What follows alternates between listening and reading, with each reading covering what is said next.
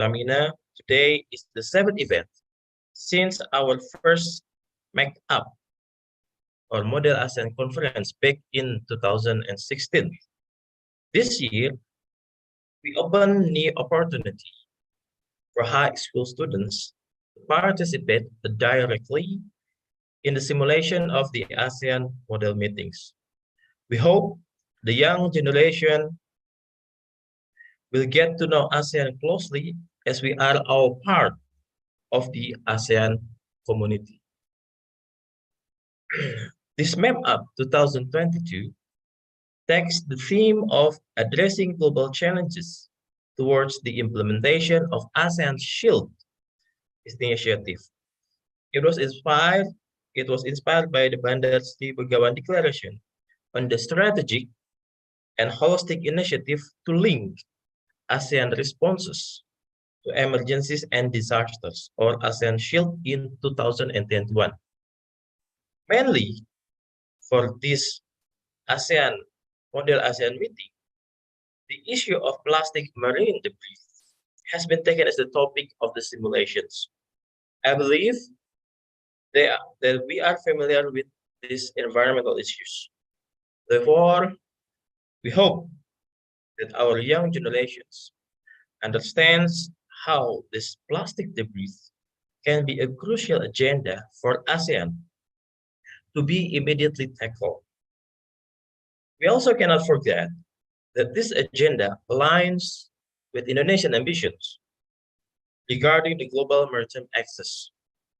In short, the more we know Indonesia's role at the international level, the more we understand how ASEAN is essential for Indonesia's foreign policy. I hope this meeting will be beneficial, engaging, fruitful, and beneficial for your future ventures. So I would like to thank to Mr. Budi Wesutipto, PhD, for his unconditional support. I also would like to thank to all the committees for organizing this meeting. I know that you have been working very hard for this meeting. And then finally, to all of the participants, I am very sure that you will feel enriched with knowledge after the completion of this event. I welcome you once again to ASEAN Model ASEAN Meeting 2022 and hope that you all will have a great time ahead. Thank you very much and good morning.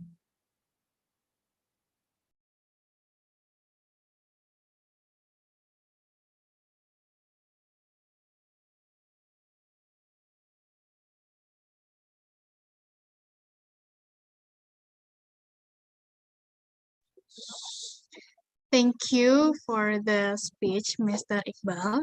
And finally, we delightfully invite the Honorable Dr. Dewi Hanggraini, SA MBA, as the Dean of the Faculty of Communication and Diplomacy of Universitas Pertamina, to deliver her opening remarks as well as officially open Model ASEAN Meeting Universitas Pertamina 2022. With all honor, the time is yours. Okay, thank you very much.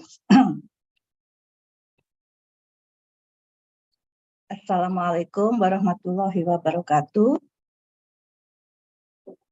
Best wishes to all of us. Salam, Om Swastiastu, Namo Buddhaya, Salam Kebajikan. Praise and gratitude I pray to God for all the health and success that are given to us so we can together and hold this event. Ladies and gentlemen, whom I respect, Bapak Profesor Igusti Nyoman Wirapraja Puja, PhD, as Rector of Pertamina University, Bapak Budi Sucipto, PhD, as Vice Rector of Academic and Student Pertamina University, Bapak Loni Tenisa, SD MBA, as Vice Rector of Pertamina University for Finance and Organizational Resources at Pertamina University, Ibu Dr.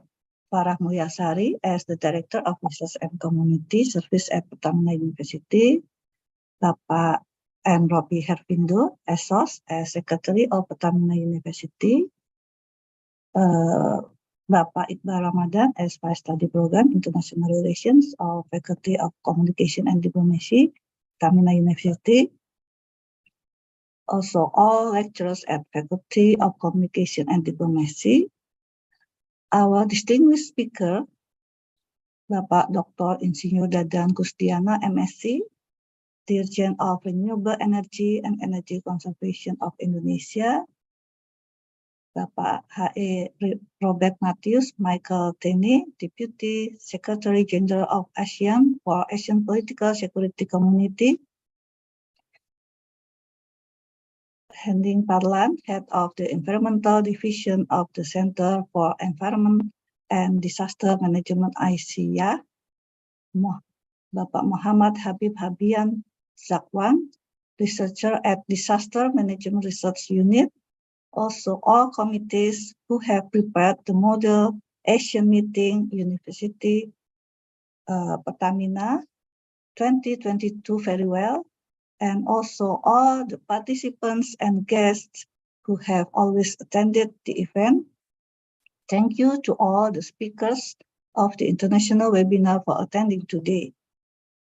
Ladies and gentlemen, allow me as the Dean of the Faculty of Communication and Diplomacy at Pertamina University to deliver a few words of remarks at the Asian Model Meeting UP 2022 activities. MAM UP 2022 is the international event held for the 7th time.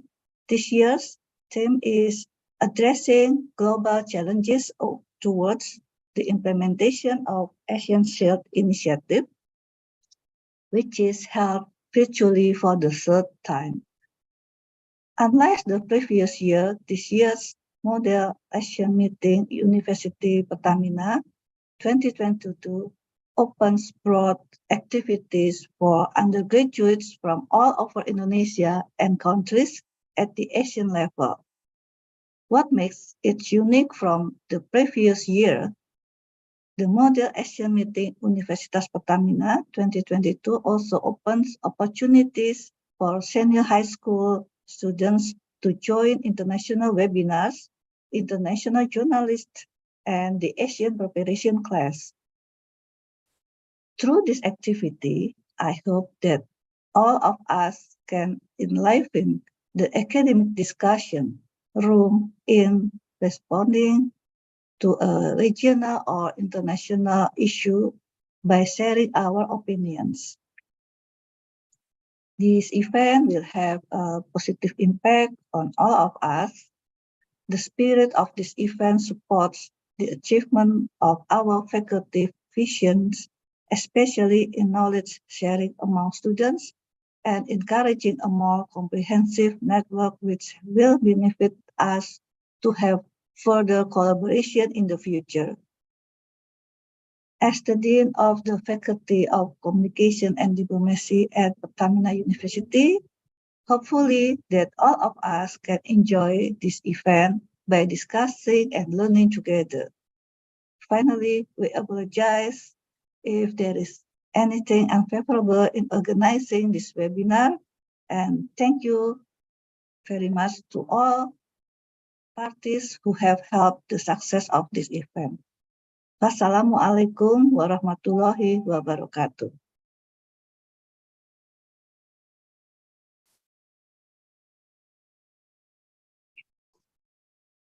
Thank you to the Honorable Dr. Dewi Hanggreni for the speech. Life is a song. Your thoughts are the music. Now play beautiful music and sing a wonderful song. Ladies and gentlemen, put your hands together to welcome Fox Gloria Choir of Universitas Pertamina. Please enjoy Heal the World.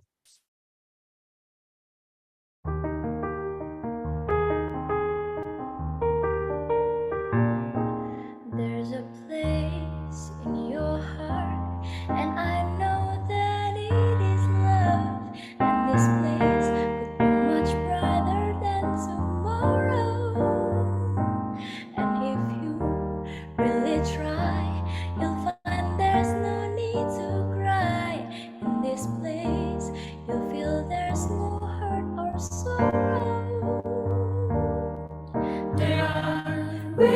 there, there. If you care enough for the living, make a little space, make a better place, heal the world, make it a better place for you and for me and the entire human race. There are people dying. If you care enough for the living, make a better place for you and for me.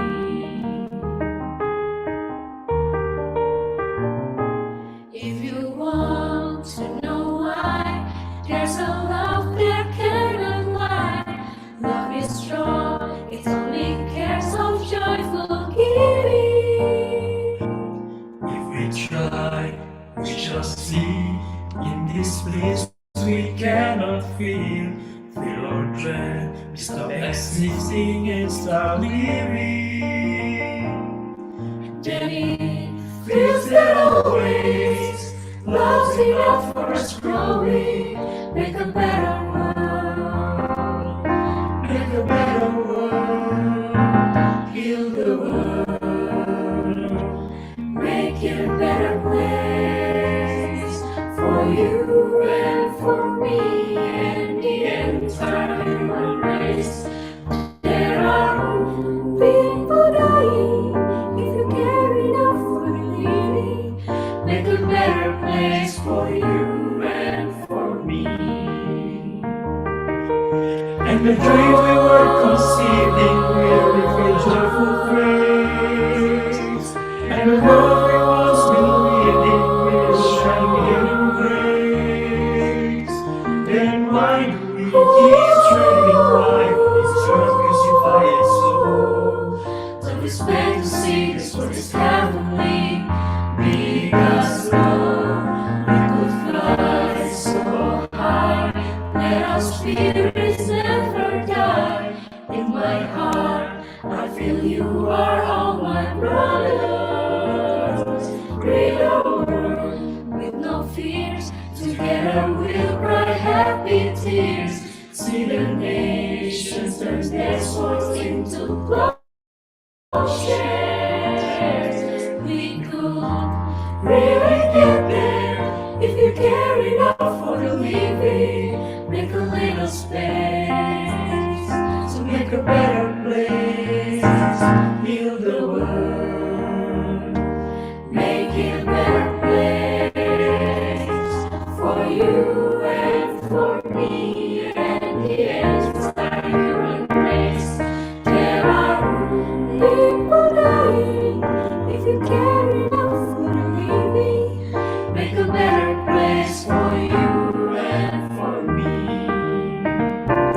Heal the world, make it a better place for you and for me and the entire human race. There are people dying. If you care enough for the living, make a better place for you and for me. You and for me. You and for me. You and for me. Children.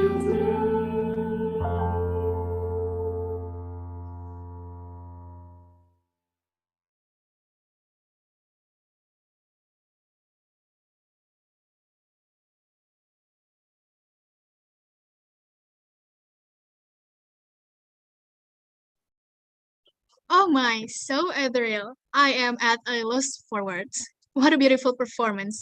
Please give the Fox Gloria Choir a huge round of applause. Thank you. Dance is one of the most sacred art forms, I believe. It goes much beyond just shaking your hands and legs. Dance is a way to express your emotions and feelings without having to speak anything. In fact, in ancient times, dancers were considered to be the messenger of God. So get for all the delight and excitement, let us gear up for an outstanding traditional dance performance, Tari Ranggawis from Purbalingga.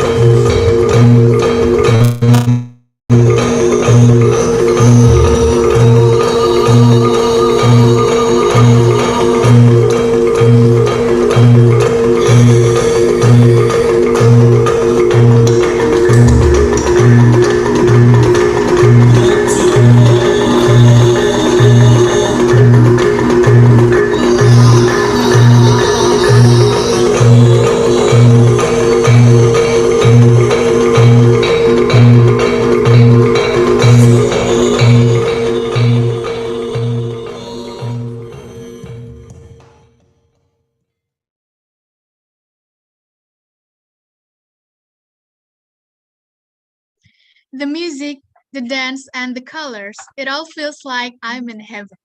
Give a round of applause to Venday Permata, who has shown us such an incredible performance. We have finally arrived at the end of today's program.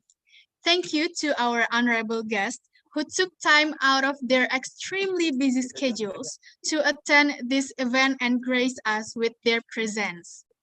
I would also like to extend my deepest gratitude, especially to the amazing committees who have successfully brought this event to life. And finally, huge thanks to all participants for attending this event and making it successful.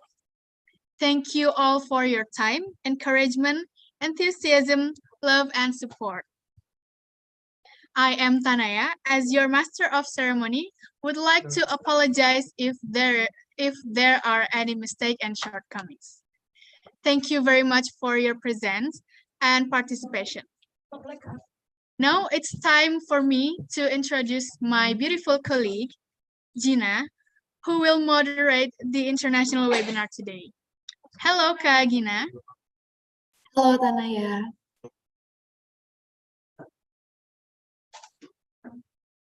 Thank you so much for your participation as the Master of Ceremony. You're funny with all of your puns and jokes. And I think I will take over from here.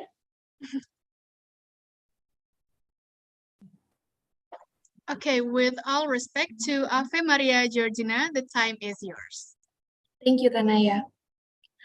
Okay, Assalamualaikum warahmatullahi wabarakatuh. Good morning, everyone. Respectable Mrs. Henning Parlan and Mr. Muhammad Habib Abia, Dr. Insinyur Dadan, and His Excellency Robert Mateus. The honorable participants, ladies and gentlemen, I am Gina, the moderator of today's webinar. I am very pleased to see you here and welcome all of you to this webinar. Today's webinar is about addressing global challenges toward the implementation of ASEAN Shields Initiative. Hello everyone, how are you all? I hope you are well. So before we begin, what is ASEAN Shield? After going through a rough pandemic for ASEAN's country, ASEAN community held a meeting to counter back problems such as global warming and pollution, human population, standards of healthcare, financial issues, inequality, racism, and many more.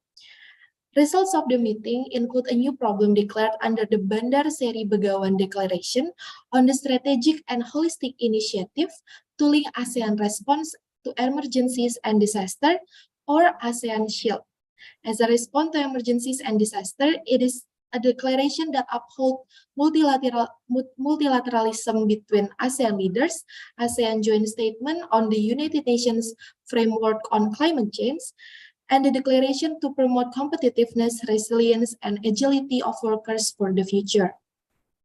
Now, this is what we're going to address together with our first keynote speech from Dr. Insinyur Dadan Kusdiana, MSc, as the Director General for Renewable Energy and Energy Conservation of Indonesia.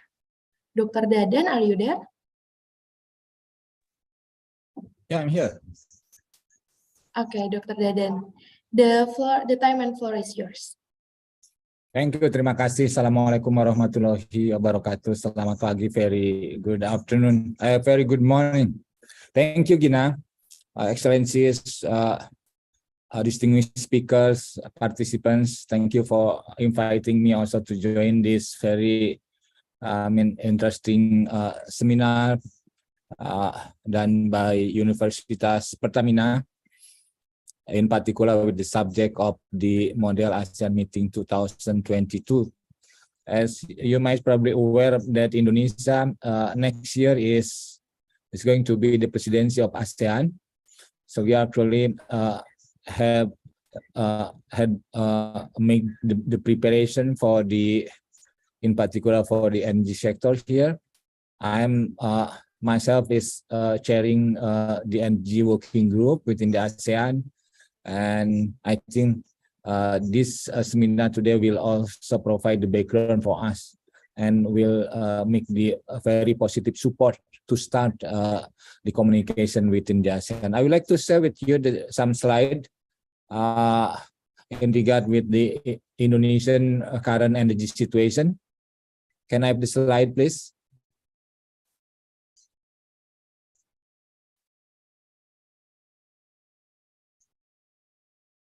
Gina, bisa dengar suara saya? Bisa. Committee, can you help Dr. Dadan?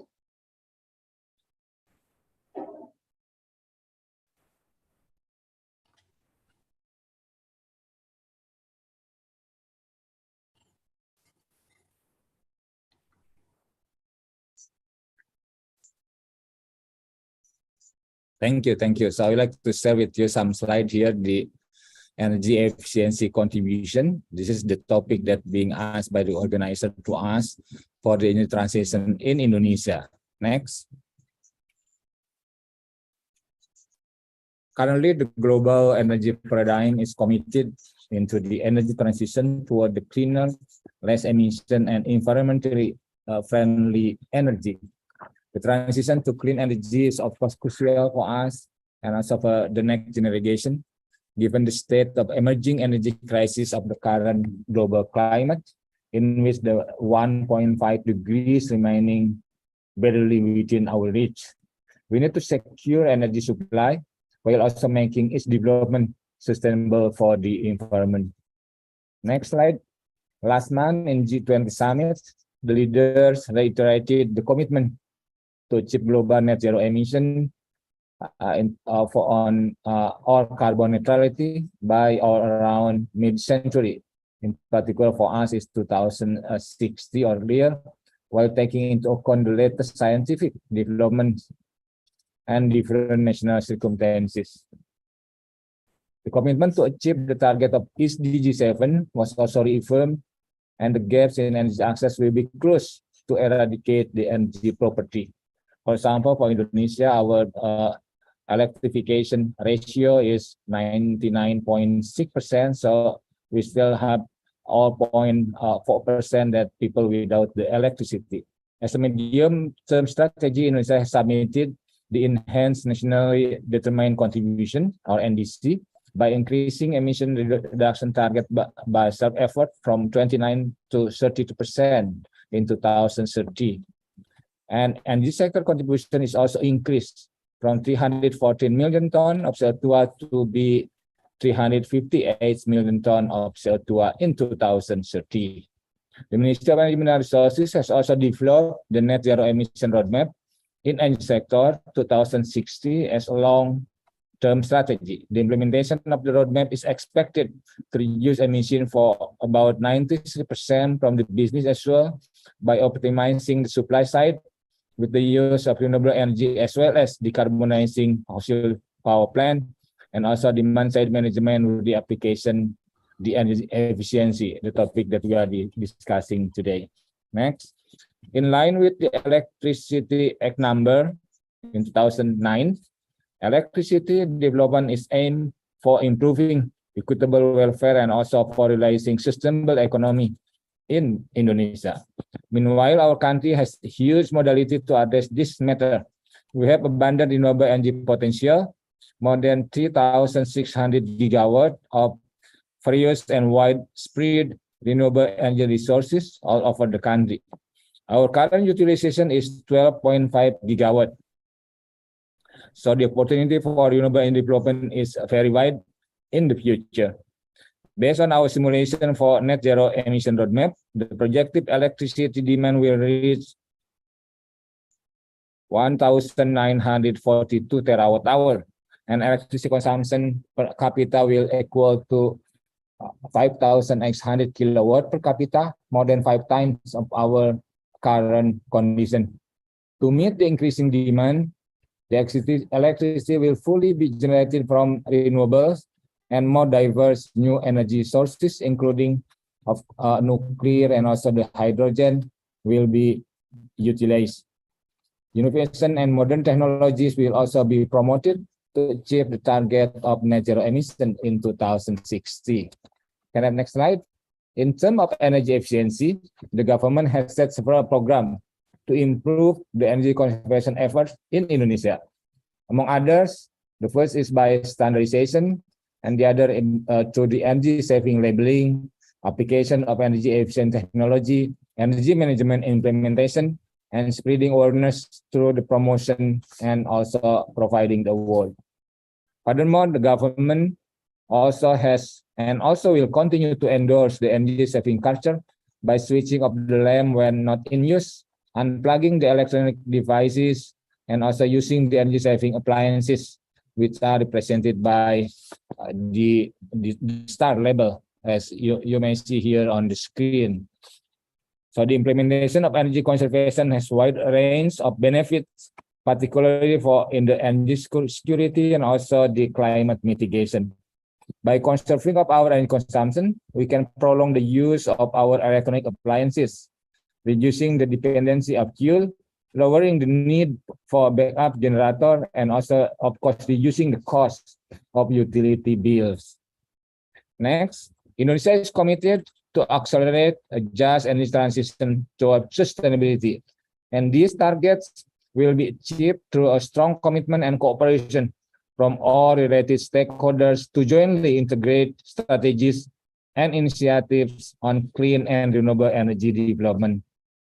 So Indonesia is very welcome to have international partners to support the energy transition by jointly providing universal access of energy for remote. For example, we have the cooperation with Access. Access is cooperation between UNDP supported by Korean government, and also communal solar photovoltaic development in Mataredi village in Sumba. Sumba is in East Nusa Tenggara. The other is facilitating investment and also international funding. We have such cooperation with United States, for example. We call it this is SINAR, and also we have the cooperation with Danish government with the project of Indo-DPP. We are also conducting study for further reference and elaboration in policy making. It has been supported by IEA, International Energy Agency, and also with IRENA, International Renewable Energy Agency. We have also the project in improving public participation in new and renewable energy and energy efficiency development. For example, the program within in cooperation with UNDP through the Sustainable Energy Fund incentive. So Dina and also others, in closing, distinguished ladies and gentlemen, implementing this energy transition undoubtedly has many challenges, but I believe that this is not impossible to achieve with our commitment, consistency, and also the synergy. So through this seminar, we are looking forward to have a fruitful sharing and discussion to motivate and also encourage society, including us here and also University of Pertamina, encourage society in supporting the energy transition toward net zero emission in 2060. So by this, I would like to conclude. Thank you for attention. Assalamualaikum warahmatullahi wabarakatuh. Waalaikumsalam warahmatullah. Thank you so much, Mr. Dadan. It was really insightful for us, and indeed, an implementation of the energy conservation also requires of countries' commitment. For Indonesia, it is the NDC, and sustainable energy development sustainable energy development goals and significancy of international partnership. Well, that is from Dr. Dadan perspective, which is very economic and contain a lot of strategic plan and partnerships as well. And I am sure that we all wondering how's energy on the security perspective. This is why I'm going to invite His Excellency Robert Matthews Michael Teny as Deputy Secretary General of ASEAN for ASEAN Political Security Community. Mr. Robert, are you there? Yes, I'm here. Can you hear me? Yes, you're very clear. Okay. Well, distinguished participants, students, ladies and gentlemen, pleasant morning to all of you. First, let me express my appreciation to Pertamina University for inviting me to this international seminar of the Model ASEAN Meeting 2022. As ASEAN moves from its 55th year this year to another year in 2023, it is indeed important that we continue to nurture a sense of ASEAN identity among the peoples of ASEAN. This Model ASEAN Meeting, to my mind, which the university has organized for several times now, contributes to this objective by raising awareness and improving understanding on ASEAN among the peoples of ASEAN, and in particular the youth who would one day lead our ASEAN community. Having said that, allow me to proceed in sharing my views on ASEAN Shield in accordance with the theme of this Model ASEAN Meeting, and broadly sketch the context why ASEAN came up with initiative, as well as identify some key challenges along the way. As it is observed, the COVID-19 pandemic has severely affected ASEAN and brought many changes across all sectors in our region. Since early 2020, when the pandemic began, until the middle of this year, millions of COVID-19 cases have been recorded across ASEAN countries, including hundreds of thousands fatalities. But beyond the death toll and the number who got sick, nearly 3/4 of households in 8 ASEAN countries experienced a declining income. This is based on the Asian Development Bank working paper published in March last year in 2021. Furthermore, about 27% of children have stopped going to school as a result of the pandemic. While schools offered online classes, many children could not fully participate due to insufficient access to the internet, or where access was available, the connection was unstable. Many likewise did not have access to digital devices. The pandemic has all the more highlighted the so-called digital divide. Meanwhile, as ASEAN was impacted by the COVID-19 pandemic, natural and human-induced disasters, climate change, and other emergencies continue to occur in our region. Annually, hundreds of disastrous events hit ASEAN, affecting millions of people, leading to loss of lives, injuring people, as well as displacing families and individuals. We all know that just recently, Indonesia itself was struck by an earthquake in which again resulted in hundreds of our fellow Indonesians losing their lives and thousands being injured and displaced.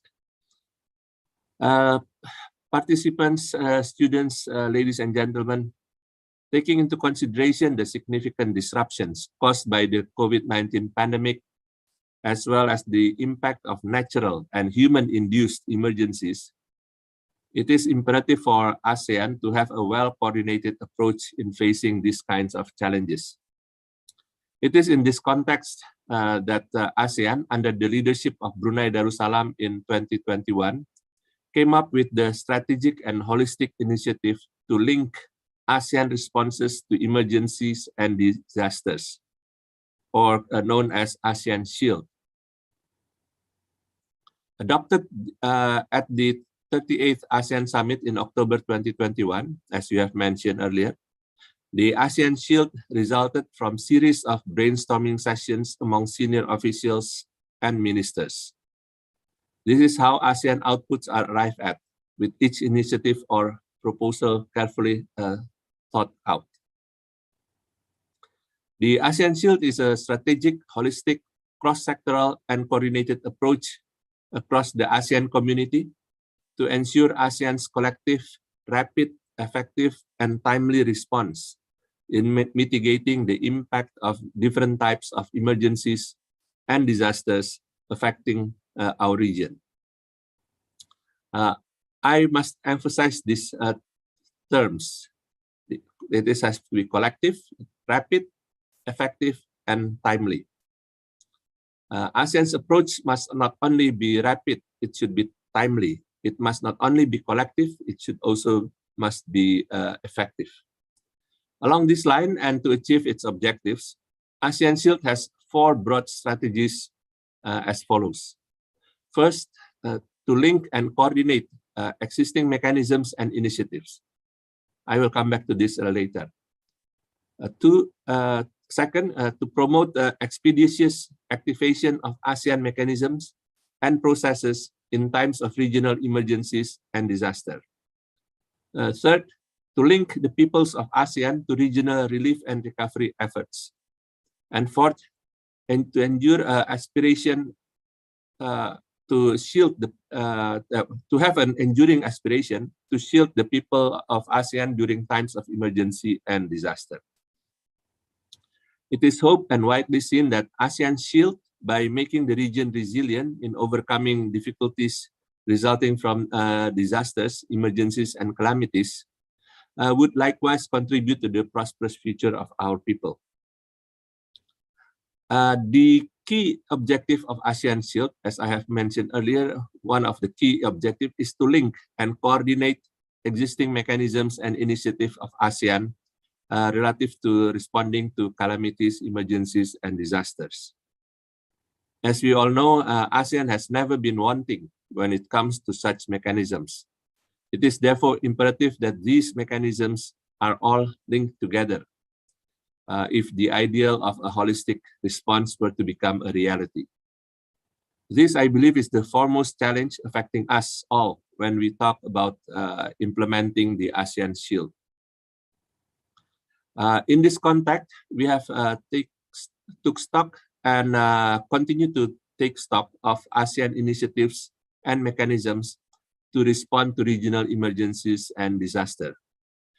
This list provides an overview of existing processes and mechanisms within the ASEAN framework to address emergencies and disasters affecting the region.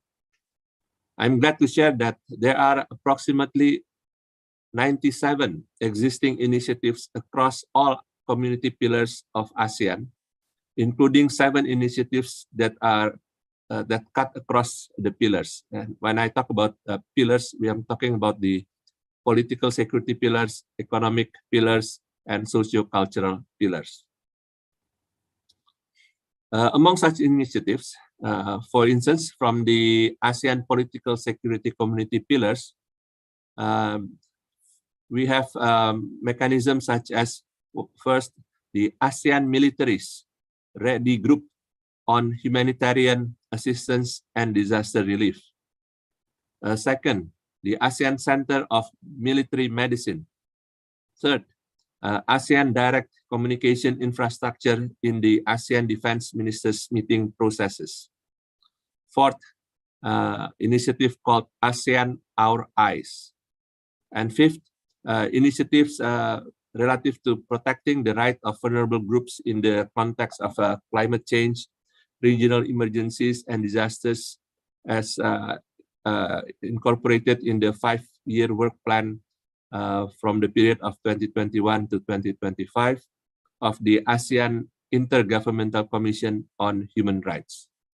Of course, other pillars also have many initiatives, as I have said earlier, including the most important one under the ASEAN Socio-Cultural pillar, which is the AHA Center and the Disaster Management and Humanitarian Reliefs. Beyond taking stock of what is out there, ASEAN sectoral bodies, when I said ASEAN sectoral bodies, I mean the various ministerial meetings under health, under disaster, under foreign ministry, under defense, and so on and so forth. These ASEAN sectoral bodies are encouraged to take steps and measures to strengthen coordination in promotion and implementation of the ASEAN Shield. And considering the cross-pillar nature of the many disasters and emergencies that ASEAN faces, again, the term cross-pillar means that these disasters are issues that have to be dealt with by the various element of the ASEAN, the 3 pillars of ASEAN, because it is not falling under a specific sectoral bodies or even a specific pillars. It is affecting the 3 pillars community of ASEAN, both from the security side, from the economic side, and also importantly from the socio-cultural side. That's why we call it a cross-pillar nature. In such cases, we have likewise come up with the recommendations on strengthening ASEAN cross-pillar and cross-sectoral coordination to enhance emergency and disaster preparedness and response through the ASEAN Shield. The recommendations, among others, is expected to harmonize cross-pillar and cross-sectoral efforts in ASEAN in responding to emergencies and disasters. One of the important elements with regard to ASEAN responding to disasters and calamities is the role of the Secretary General of ASEAN as the ASEAN Humanitarian Assistance Coordinator. It is in this context where the declaration on the ASEAN Shield stipulates that the ASEAN Coordinating Council, supported by the Joint Coordination Meeting and relevant ASEAN sectoral bodies, review and strengthen the role of the Secretary General of ASEAN as the ASEAN Humanitarian Assistance Coordinator. This ongoing review, so it's still ongoing, is expected to enable the Secretary General to first recommend the timely activation of the relevant ASEAN mechanisms to expeditiously address regional emergencies and disasters in consultation with the relevant ASEAN sectoral bodies, such as the health, the military, the defense ministers if needed, the economic ministers, and so on and so forth. Second, to expand the coverage of the responsibilities and roles of the ASEAN Humanitarian Assistance Coordinator to include coordination of ASEAN's response to other types of emergencies and disasters affecting the region that may fall under the ASEAN Shield. So meaning that we want to be able to cover all types of emergencies and disaster situations, whether it is a natural disaster or human-induced disaster. And third, to coordinate and oversee ASEAN's overall response towards the successful implementation of ASEAN Shield across all three ASEAN community pillars to facilitate the timely and expeditious activation process of the ASEAN Shield. Indeed, a timely response to regional emergency and disasters is very important. This is one of the key elements of the ASEAN Shield, which undoubtedly is also one of the challenges we all face when an emergency or disaster strikes. That is how we can respond in a timely manner. Ladies and gentlemen, to end, I would like to stress that ASEAN has comprehensive regional initiatives from numerous sectors under all ASEAN community pillars, which respond to different types of emergencies and disasters. Therefore, it is important to improve the communication and linkages among these various ASEAN mechanisms, processes, and tools to effectively prepare for and respond to emergencies and disasters, which by nature are cross-cutting, cross-sectoral. It is equally important to optimize or streamline the use of existing measures to protect the ASEAN community with a view to minimizing disruptions and ensuring continuity in the daily lives of the peoples of ASEAN. So to conclude, the ASEAN Shield is basically not trying to develop new mechanisms, but instead to make use in as much as efficient as possible through better coordination, better cross-pillar cooperation, so that all these mechanisms can be deployed in a timely manner, in an effective manner, collectively and comprehensively. So with that in mind, I wish your this event, a successful and productive one. I thank you. Thank you so much, Mr. Michael. As a graduated student from Universitas Pertamina, I am also very proud to say that Model ASEAN Meeting Universitas Pertamina is raising awareness about ASEAN Conference model among college students. And fun fact for all participants, if I'm not mistaken, MAM UP is the only Model ASEAN Meeting other than ASEAN Foundation Model ASEAN Meeting. And regarding to the speech from Mr. Michael, indeed, the pandemic has hit us hard in many sectors, but people often think that the pandemic has nothing to do with the security of the countries. I would like to say no, it is affecting everything, especially in the terms of human security and its prosperity, considering there are many natural disasters that had happened or any disaster that is caused by human. That's why it needed a collaboration from all ASEAN pillars. What an excellent speech, Mr. Michael. Thank you so much. So, without further ado, I would like to bring this webinar to jump to our next agenda, which is a presentation from our first speaker today, Mrs. Henning Parlan. Mrs. Henning Parlan, are you there?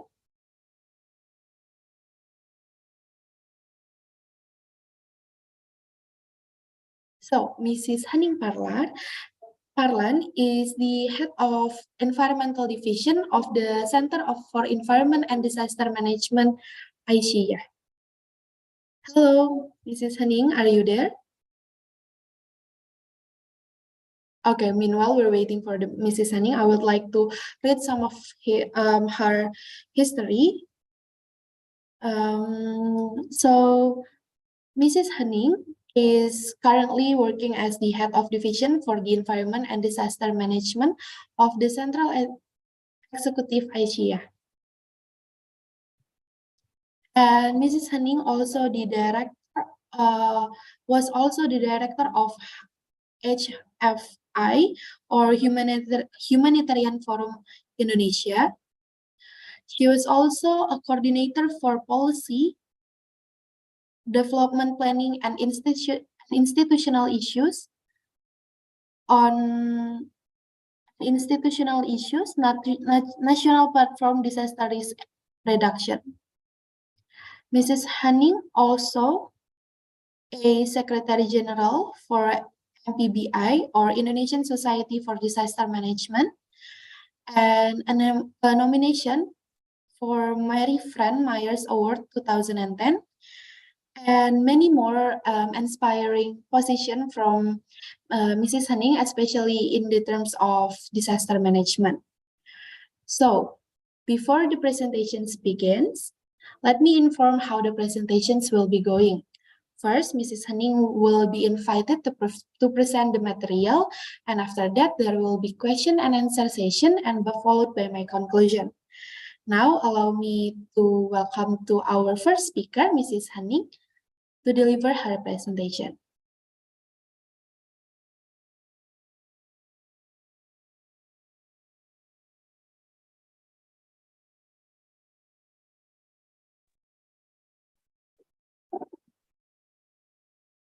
Thank you so much, everyone. I'm sorry. Thank you so much. Good morning, everyone. Assalamualaikum warahmatullahi wabarakatuh. Waalaikumsalam. Hello, Mrs. Henning. Yes, hello. So wait me, I will change my background first. Okay. I just came from the meeting. Wait. So you're working from home, Mrs. Henning? Yes, I working from home now. I just finished my meeting with our colleagues in US. It started at 7:30 and just finished. So thank you so much for waiting us. Now I will looking my You have a pretty tight schedule. Thank you so much for. It's okay. So thank you so much. Is it okay? Yes, it looks good. Okay, that's good. Thank you so much, everyone. So happy here that I in part of the meeting. It's very great meeting because we're discussing about the model ASEAN meeting this morning. For your information, I am a former of Director Humanitarian Forum Indonesia. That Humanitarian Forum Indonesia have collaboration with the ASEAN Secretariat working on the ATMER. So we are working on the issues of the ASEAN Agreement on Disaster Management and Emergency Response around 3 years ago. Yeah. Okay. So may I start our presentation, Mbak? Yes, please. Yes. Thank Henning, you. the floor is yours. Thank you. What is it? Okay. Thank you so much, everyone. So it is not easy for me to get a title about the cybersecurity emergency response plan. We know that the cybersecurity emergency response plan is it is very serious issues, and we know at the ASEAN Secretariat that about the emergency response plan. That is two things, yeah. Cybersecurity and also emergency response plan. As we discussing about the emergency response plan, that is a part of the ATMER. So a part of the ASEAN Agreement on Disaster Management and Emergency Response. So likely this the we can see first about the ATMER, the ASEAN Agreement on Disaster Management and Emergency Response, or ATMER. That is a legally binding regional agreement, was signed in 2005 and ratified on the 24th December 2009 to address a concern of vulnerability to natural disaster, which are increasing in intensity and frequency, and guide regional cooperation in the field of disaster management and response. Since its inception, it has galvanized ASEAN to take concentrated action toward building to safe and United Nations community through disaster risk reduction and climate change adaptation. This is the basic. And from this, we know that's the ASEAN responses to emergency and disaster, or ASEAN SHIELD. I think that everybody know about the ASEAN responses to emergency and disaster, or ASEAN SHIELD. because of in this year we have 13 point very important that we should be do and concern on this. So what is like about the ASEAN Shield? I didn't explain more, but just for the information for our colleagues, that's Association of the South Asian Nation, ASEAN. That's here it means there are many countries, Brunei Darussalam, Kingdom of Cambodia, Indonesia, Lao People Democratic, Malaysia, Republic of Union Myanmar, Philippines, Republic of Singapore, Thailand, Social Republic of Vietnam. This occasion at the 38th ASEAN Summit in the video conference on 28th October last year. So from this, they have a call with declare with many. So like the number one is promote of implementation, welcome, like list initiative and mechanism for the response, call ASEAN bodies and take step to strengthening capacity for the coordination. Remember, ASEAN is for the coordination and emphasis of need to improve communication among ASEAN processes. Also, coordinating tasks in the ASEAN Council, supported joint consultative and ASEAN Secretariat. Also supportive to relevant ASEAN sectorial bodies.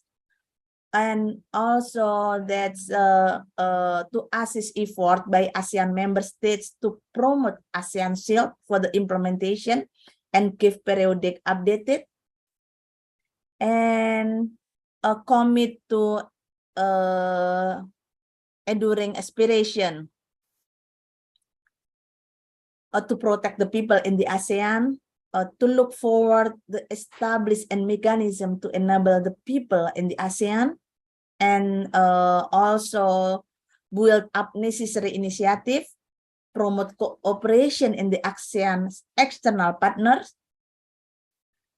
And at the last is encourage the contribution of the engagement with relevant stakeholder and commit to enduring aspiration to shield and protect people in ASEAN, including the most vulnerability population during times of emergency and disaster, to protect their livelihood, ensure continued provision to essential goods and services, including medicine, medical supplies, minimize disruption or impact and spillover effect in the ASEAN community.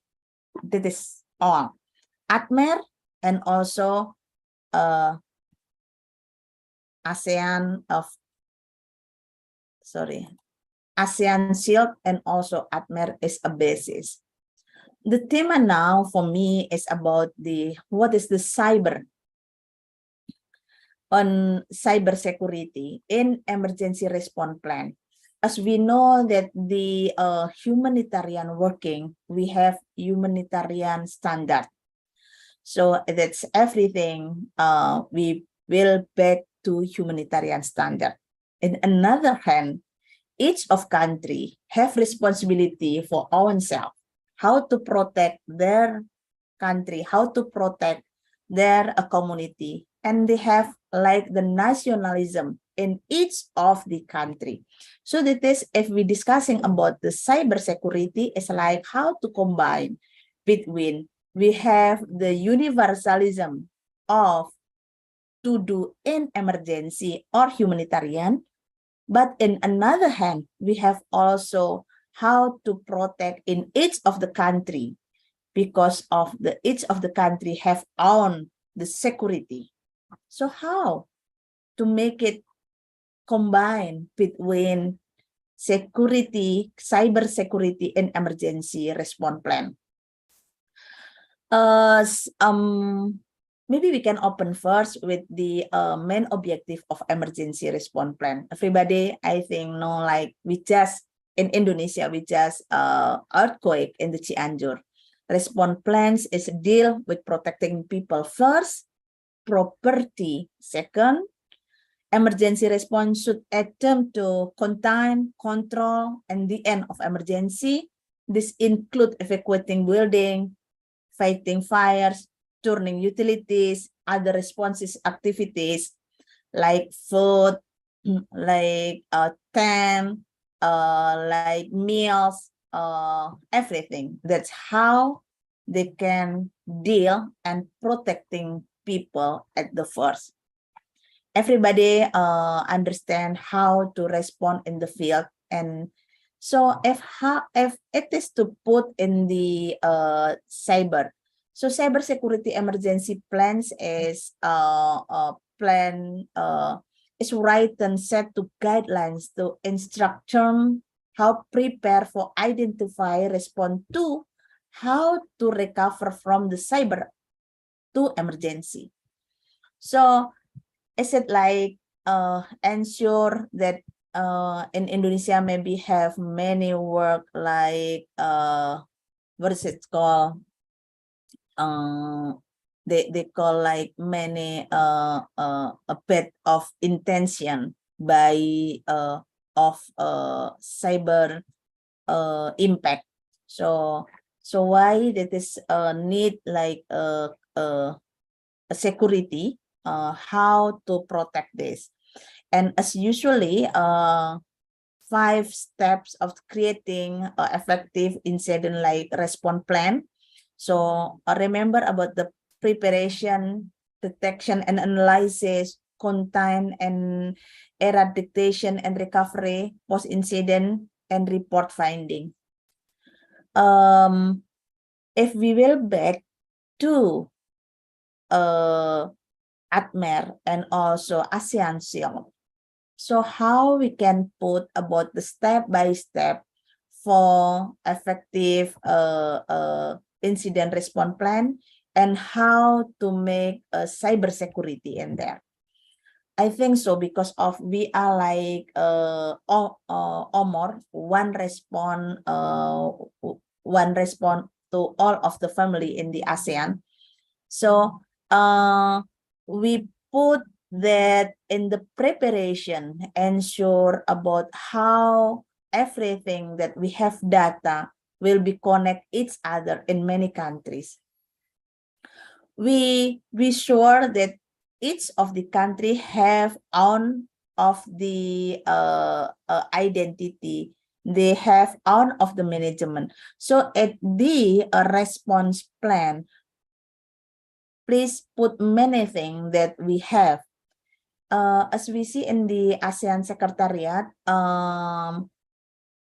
in the ASEAN, we see also about the draft. I didn't know about the final this year, but we know that the ASEAN Cyber Security Cooperation Strategy, if put in on the website. So like the cyber security is like key enabler for the economic progress, betterment a living standard on the digital economy. This become even more evident during COVID-19 pandemic, where we have been forced to adopt rapid digitalization and migration to government, business, social activities online. As the result is malicious cyber actors can exploit a legal attack surface. Moreover, cyber attack are evolving, increasing, have real world physical impact. Therefore, having the robust regional cybersecurity strategy is essential for ASEAN member to ensure the continued security and stability in our cyberspace. But if we see in all of the cybersecurity cooperation strategy, we didn't see about the emergency or disaster management in there. We see about the economic, we see about the development, we see about the communication in the regional, but we didn't see about the humanitarian work. Maybe that is one of big homework for us, how to include it the ASEAN cybersecurity cooperation strategy also put about the humanitarian work. We know that humanitarian may be put in the part of the development, but that is not enough because humanitarian is very specific work. So I think so. If we put about the cybersecurity, and we see about the draft of the ASEAN cybersecurity, and we also have two things about the ATMER as a basis, and also about the ASEAN Shield. So we can to like mix that cybersecurity as a basis with two things at the ATMER and also ASEAN Shield. And remember, back to ASEAN Cybersecurity Cooperation Strategy, and we can add many information related with the humanitarian. So that is number one. And number two, we know in the activity of emergency response plan, we have step by step. So how step by step also to include at the cybersecurity and a part of the ASEAN cybersecurity. That is number one. Number two is to sit together to open about the ATMER, ASEAN Shield, and also ASEAN cybersecurity, and working together. Ensure that the humanitarian work is majority as two things important. Number one is about the coordination, and number two is about working on the field. So ensure that all of the data put on there, and also how to ensure that the security and stability put in there. And remember that each of the country have on of the security. So how to combine it is the big of homework. So thank you, Mbak. I think it's enough for my presentation. So I will back to you. Assalamualaikum warahmatullahi wabarakatuh. Waalaikumsalam. Thank you so much, Bu Hening, for the presentation. It was really insightful for me. As for now, we come to the question and answer session. Is there any question from all of the participants? I'd like to have questions, please. You can use the Q&A buttons to type your questions. And the best three questions will get a special gift from the committee. So it's a deal for us. So you may have your questions now. You can type it on the Q&A box section.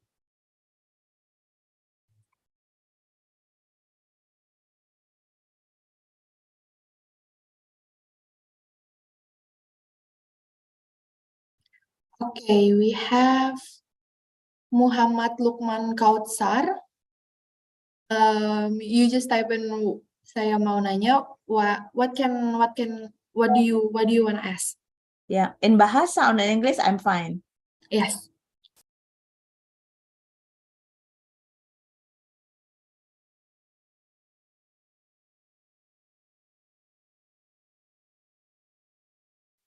Muhammad Lukman Kautsar, maybe I can call you Lukman. Lukman, are you there?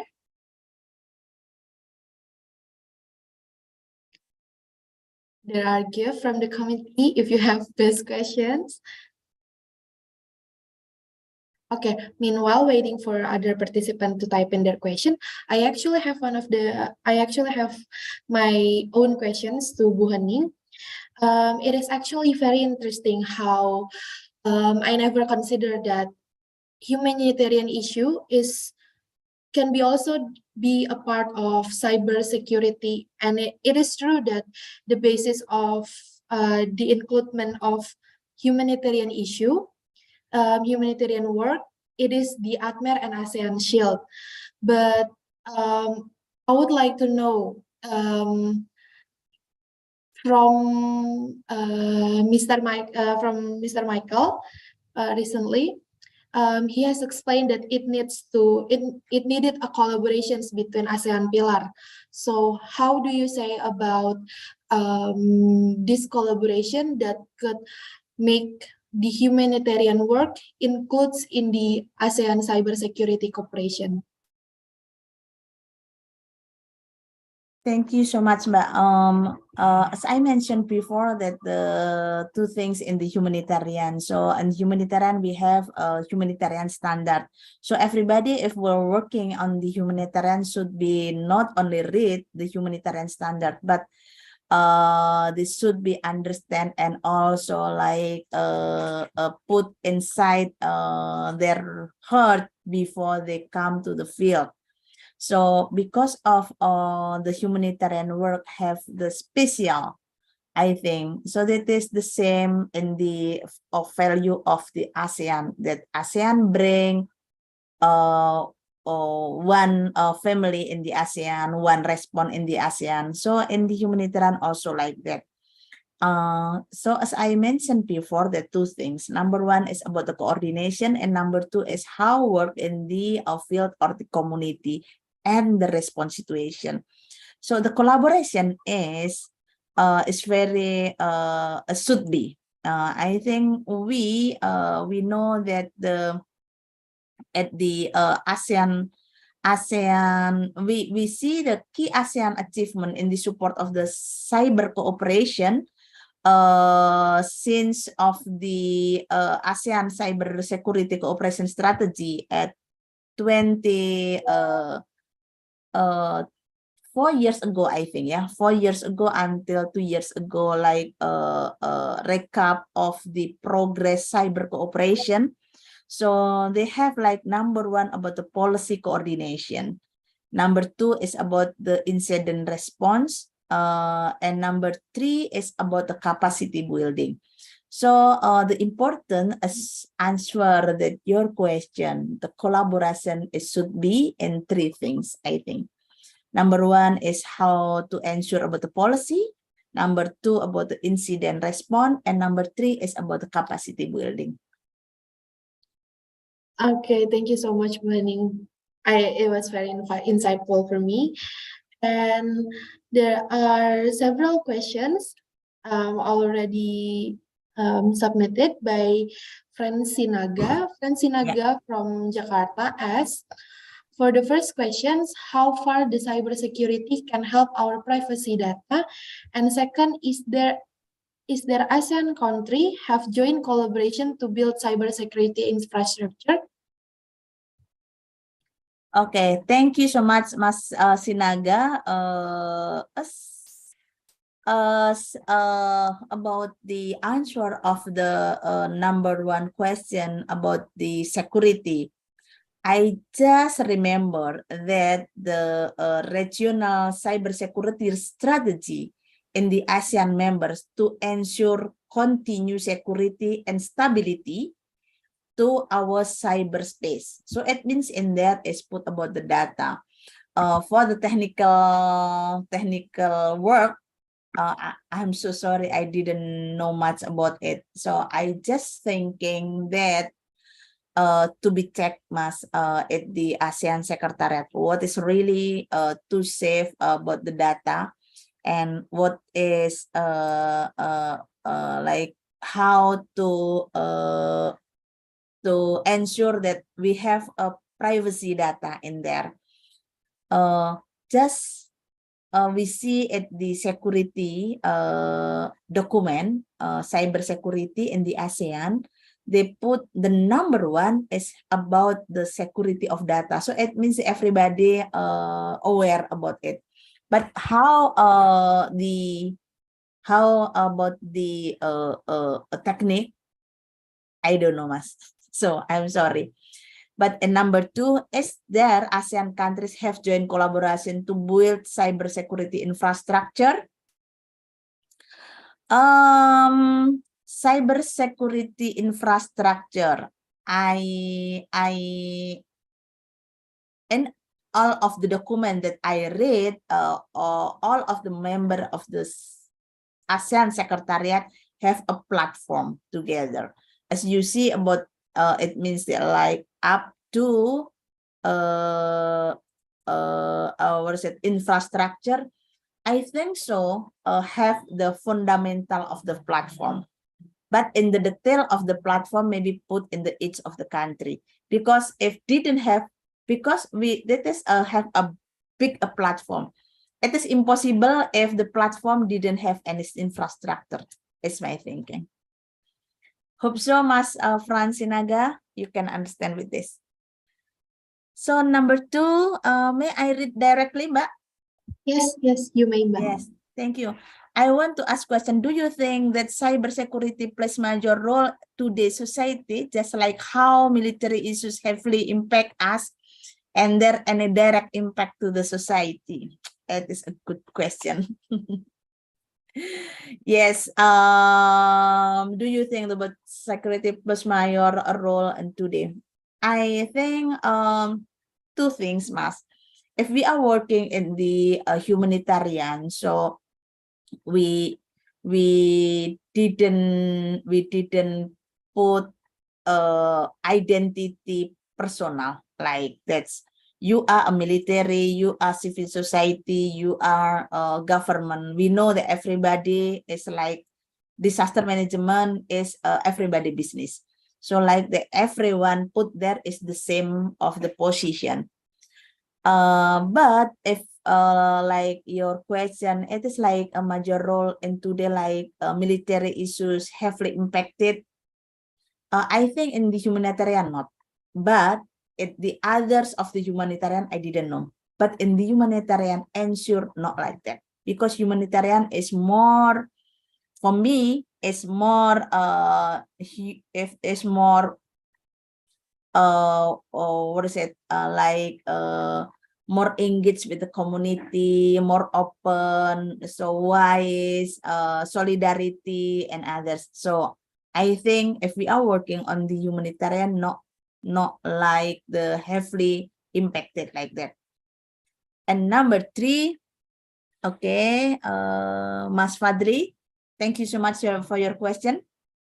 My name is Ananda Bagus from the International Relation Universitas Pertamina. I want to ask the cybersecurity in Indonesia. Indonesia recently to serve the presidency of G20 in Bali. We also know that there is an increasing security from the cybersecurity aspect during the meeting. Yes, I know. From the condition, my question is, does Indonesia cybersecurity to be considered late to be built, since there is countless cases that involve the cybersecurity platform, such as Forza cases and many more? Okay. This your question is really affect in Indonesia, yeah. Burka, and until now, and maybe you know about the burka more than me and more than many people. Your question is, does Indonesia cybersecurity can be considered late to be built? I think so, Mas. It is my my answer. Yeah.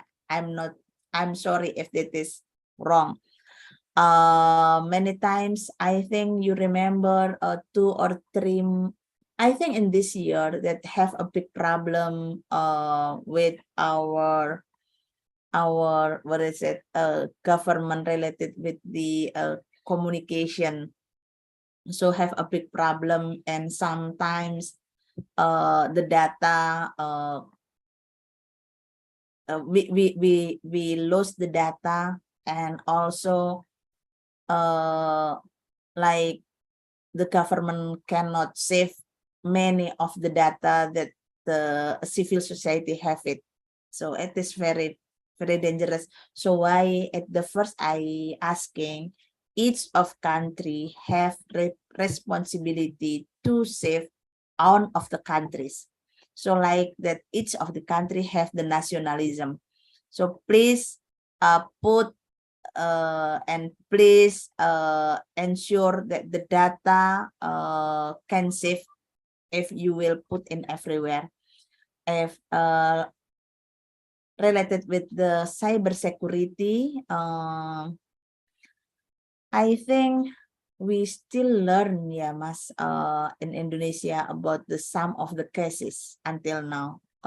If you see about the cases of cyber from in this year, you will see many cases, not only Borka cases, but also many.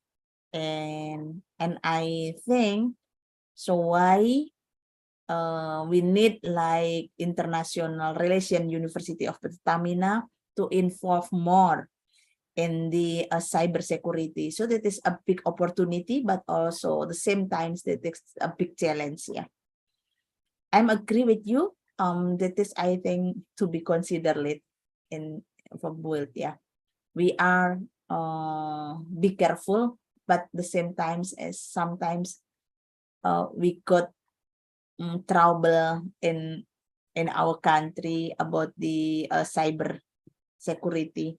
So we need more people like the student in the international relation to involve in the cyber security related with the information back to the humanitarian. For me, it is not a big deal. It is like that, no much trouble information. That is very, I think, very clear information in the humanitarian. So why for us it's very easy if we're discussing about the humanitarian, if the response in the cyber security. But for another this, it is not our role. I didn't know. And Ricardo, thank you so much, Mas Ananda. Ricardo, why it's only now the issue cybersecurity has become one of the focus in ASEAN? Because regarding cybersecurity from year to year, since increasing globalization of the technology, shouldn't has already be something that should be improved from the past. Yes. I think if we open about the cyber security, the ASEAN Cyber Security Cooperation Strategy, so they have the 5 dimension: advancing cyber readiness cooperation, strengthening regional cyber policy coordination, enhancing trust of cyberspace, regional capacity building, and international cooperation. So if you're asking about the focus cyber security is only this, I think we have in the ASEAN have many.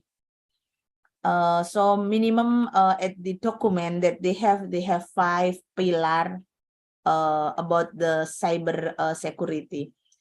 And continue, if so, what is hindering ASEAN from improving policy on this matter? Because if ASEAN just started now getting serious about cybersecurity, then would be harder for the future.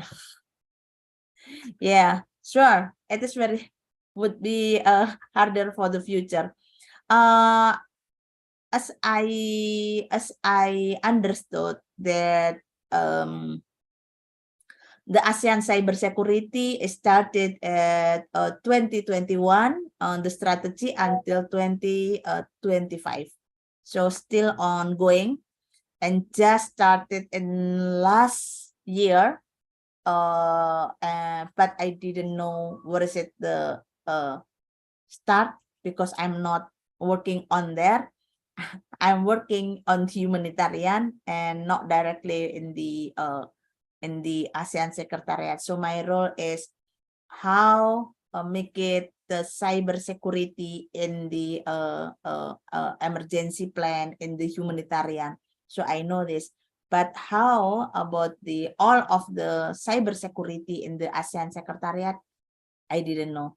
As I mentioned before, Mas, so they have 5 dimensions, yeah.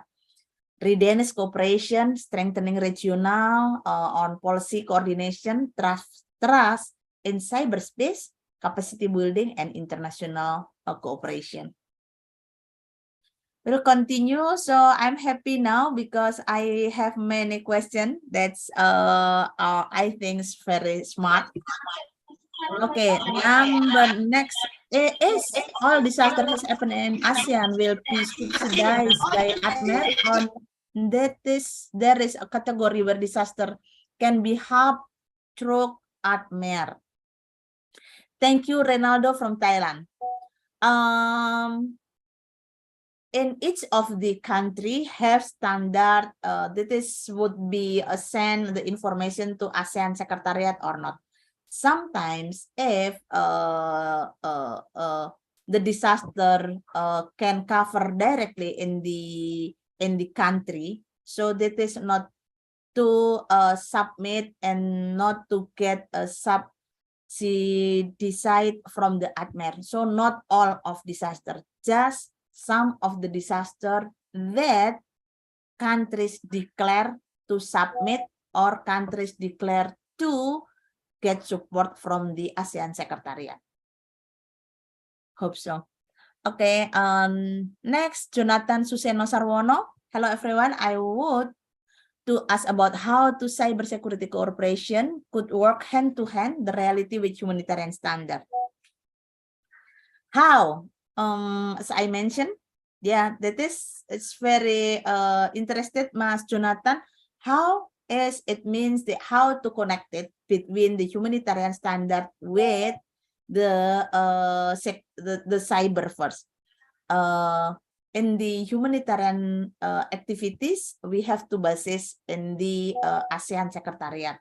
Also, we have humanitarian standard and how the information or cyber also embedded in the part on all of the activities in the humanitarian. So if like that, we have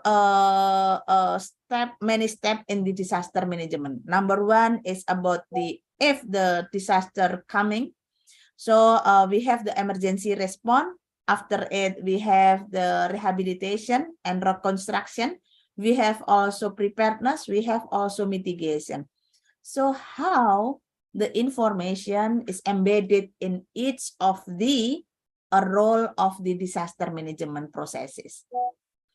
And also, approximately, what are the criteria, the human resources that ASEAN can employ executing this work? In our learning, how the people can sending on a part of the humanitarian work, we have like a standard and also like registration. Usually, we will select it by country first. So the example, we have like solidarity. The example solidarity in Gunung Merapi, Yogyakarta or Aceh that in Indonesia. So members of the ASEAN Secretariat put some name and also they have registration in each of country. So each of country will send to Indonesia with like namely from Myanmar, how many people, how many support, and from the Thailand, from the many. So that is like that. So how to employ, how the human resources, the criteria, if the humanitarian and will involve to some of the emergency response in many countries, that is back to each country because selecting is by each country, not in the secretariat. Related with the cybersecurity, I think it is very important because remember, at all of the situation in emergency, the information is very important, and bad information also many. The example, they have issues, they have gossip, they have lack of the information, they have also different interpretative about the support and others. So that is important how the team of the information, especially about the cyber team, is come to the location. Next, thank you so much, Mas Jonathan. Next, about Mas Francinaga. What do you think about the human trafficking? How is the cybersecurity policy to protect human safety? And what about the gambling online and online prostitution and to spread out in the ASEAN countries? I didn't see a lot discussion in G20 forum. And what do you think Indonesia as President ASEAN in 2023 can play a role in the issue these cases? Thank you, ma'am. Thank you so much, Francinaga.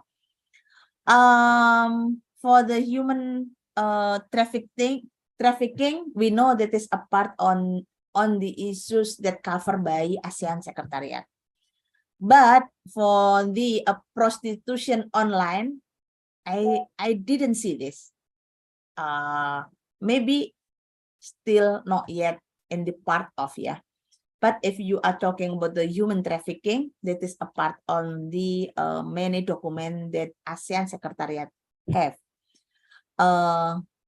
Another this, I don't see a lot discussion in G20. Yeah, okay. And what do you think Indonesia as a president ASEAN? Hope so.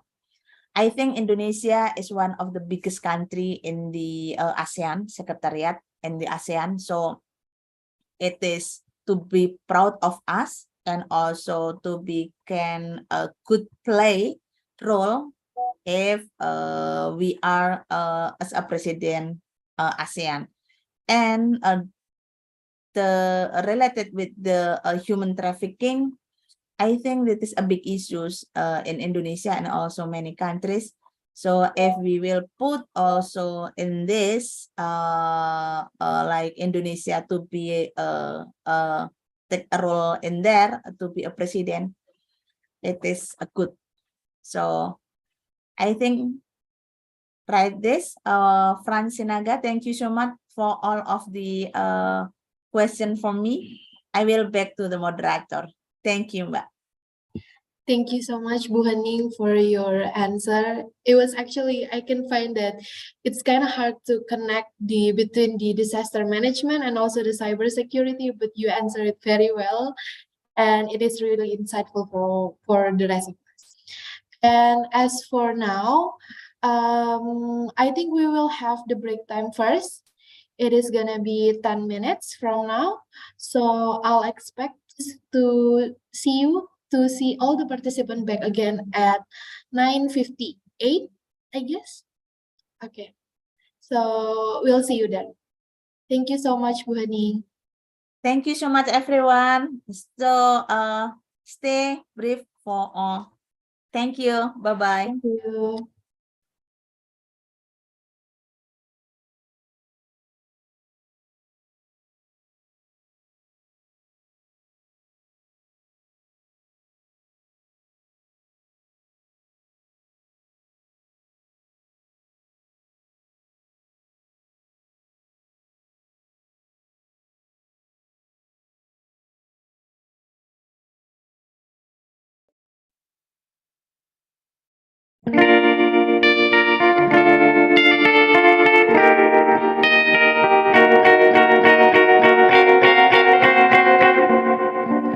Georgia, wrap me up in all I want you. In my arms, oh, let me hold you. I'll never let you go again like I did or used to say. I would never fall in love again until I found her. I said I would never fall unless it's you I fall into. I was lost within the darkness, but then I found her. I found you.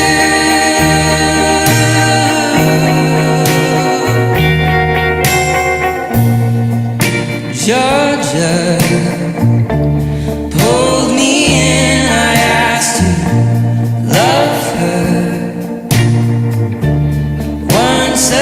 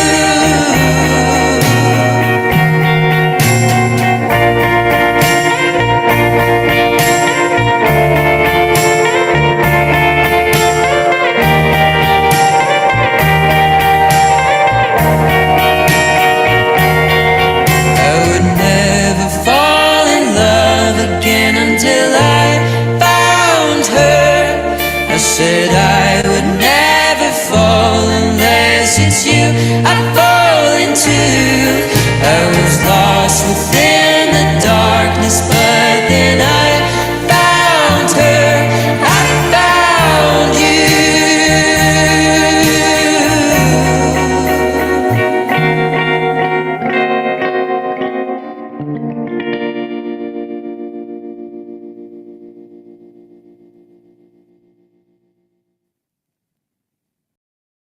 I remember the day, even wrote down the day that I fell for you. Now it's crossed out in red, but I still can't forget if I wanted to. And it drives me insane, think I'm hearing your name everywhere I go.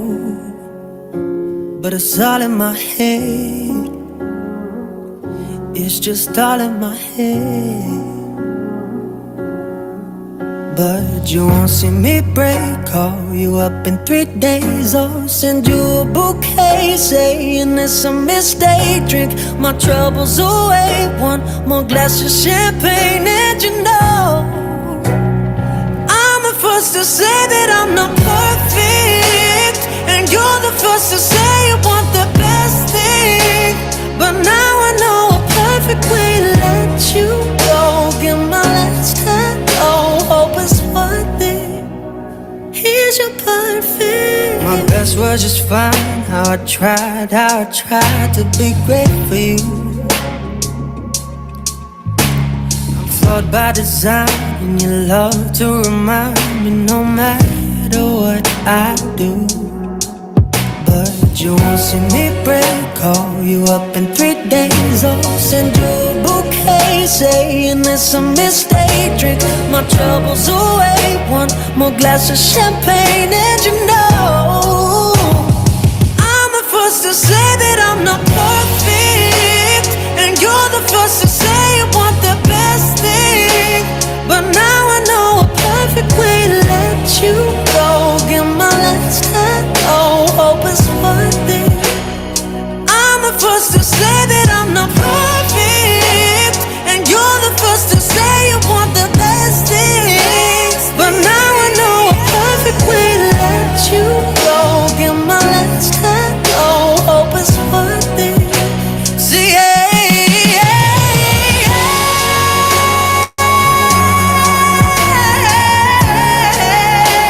but now I know a perfect way to let you go. Get my last hello, hope it's worth it. Here's your perfect.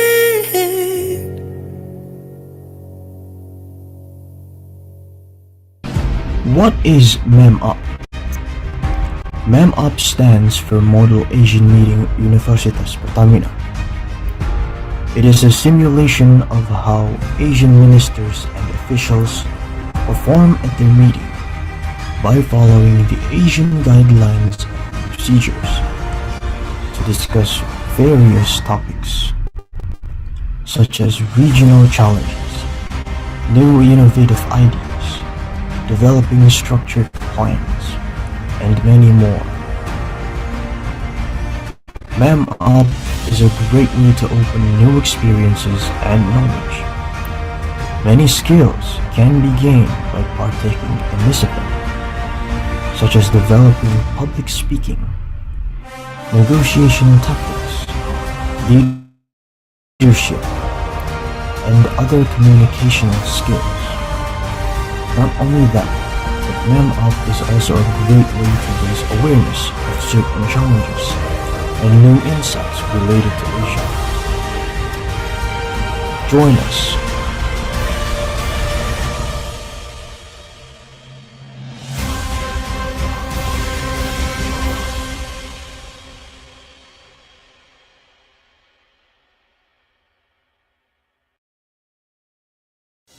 PT Pertamina Persero sebagai perusahaan Fortune Global 500 dan merupakan perusahaan energi terbesar di Indonesia untuk memberikan sumbangsih nyata bagi kemajuan energi negeri. Universitas Pertamina didirikan sebagai komitmen dari PT Pertamina Persero untuk menjawab tantangan ini dengan visi menjadi universitas kelas dunia berbasis inovasi dan kewirausahaan bidang teknologi dan bisnis energi yang memberdayakan masyarakat serta mempersiapkan pemimpin masa depan. Jalinan kerjasama telah dilakukan dengan berbagai mitra, baik dalam dan luar negeri, untuk senantiasa berinovasi dalam berbagai penelitian dan pengabdian bagi masyarakat luas melalui 10 Center of Excellence Universitas Pertamina. Kerjasama internasional terus dikembangkan dengan berbagai universitas maupun institusi global yang direpresentasikan dalam bentuk program double degree, student exchange, pertukaran dosen, riset bersama, dan magang. Untuk mengakselerasi pencapaian karir lulusan, Universitas Pertamina memiliki Center untuk Career Development dan Center untuk Inkubasi Bisnis. Center ini akan membantu lulusan memperoleh kerja di perusahaan yang diinginkan atau mengembangkan bisnis secara mandiri. Bergabung bersama kami, memimpin perubahan di bidang teknologi dan bisnis energi bagi kemajuan bangsa dan peradaban manusia.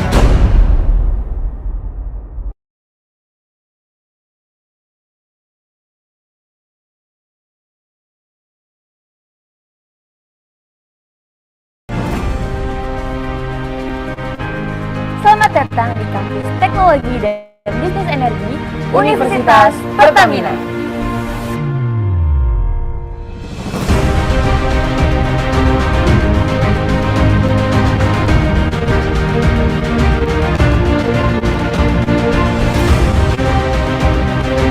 Bagi sobat muda yang ingin belajar dan mempersiapkan diri untuk menjadi ahli praktisi di bidang hubungan internasional, khususnya pada diplomasi energi dan keamanan energi, maka kami mengajak sobat muda untuk bergabung bersama kami di program studi Hubungan Internasional Universitas Pertamina.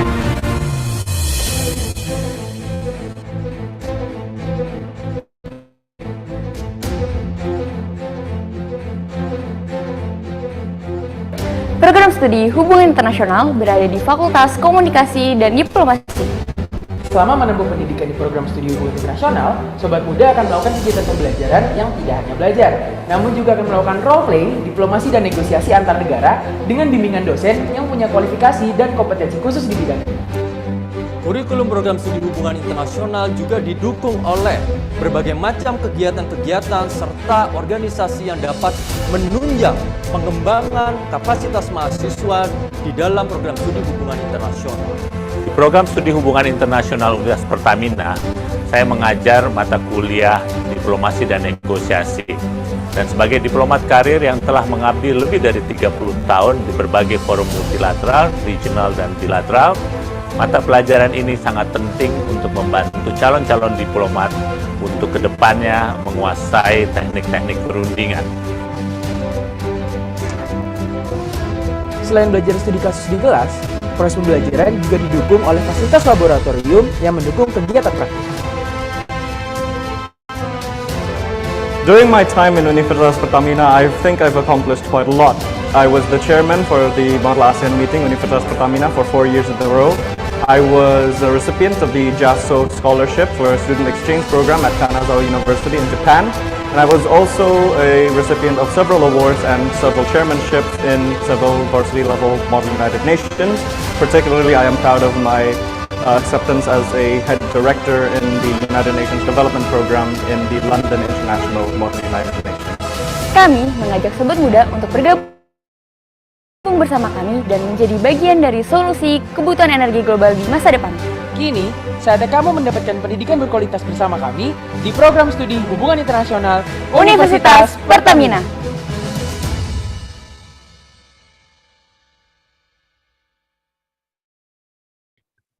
Okay, I think we all back in here again to start our activity again. This time, I would like to move to our next speaker, Mr. Muhammad Habib Abian Zakwan. Are you there? Yes, I am. Okay. So, hello, how are you, Mr. Abian? I'm great. Thank you. Thank you. Thank you for inviting me. Thank you for having me. Okay, so all the participants to all the delegates and participants. Mas Habib, he's a researcher at the Disaster Management Research Unit. And I would like to read some of his history or curriculum vitae. Committee, can you help me?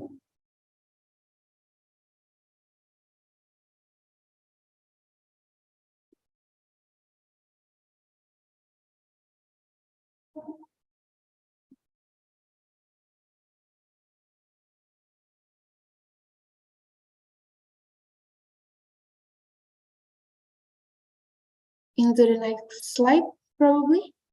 Okay, I will read it on my own, I guess.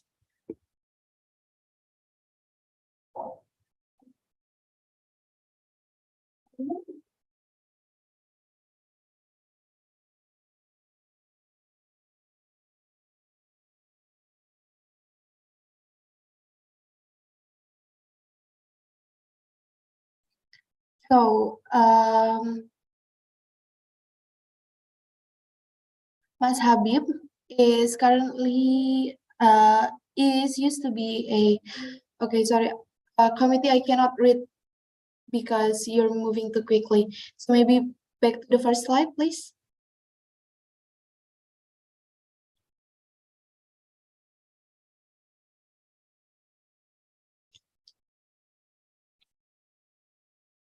Okay, please stay right here. Do not move the slide yet. So Mas Habib is, I will read it on my own, I guess.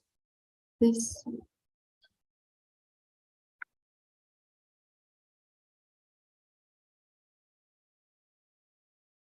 It's okay. No need. I'm Like, so sorry. no worries. Okay, so Mas Habib is former is a former worker for Hyundai Motor Korea Foundation, Center for Korean History and Public Works at Wilson Center, says Johns Hopkins University. Korea's engagement with Southeast Asia under the new Southern Policy, and also the era department cites Johns Hopkins University geopolitical perspective on energy and environment in China's BRI, and AGIS, Ministry of National Development Planning, and Universitas Indonesia Health Emergency Response in Indonesia. So Mas Habib, I actually want to know what's the meaning of any of these slides or presentation, because is it, maybe you can explain to us, is it a probably a article that you posted, or this is where you used to work? You maybe want to share something about that for us?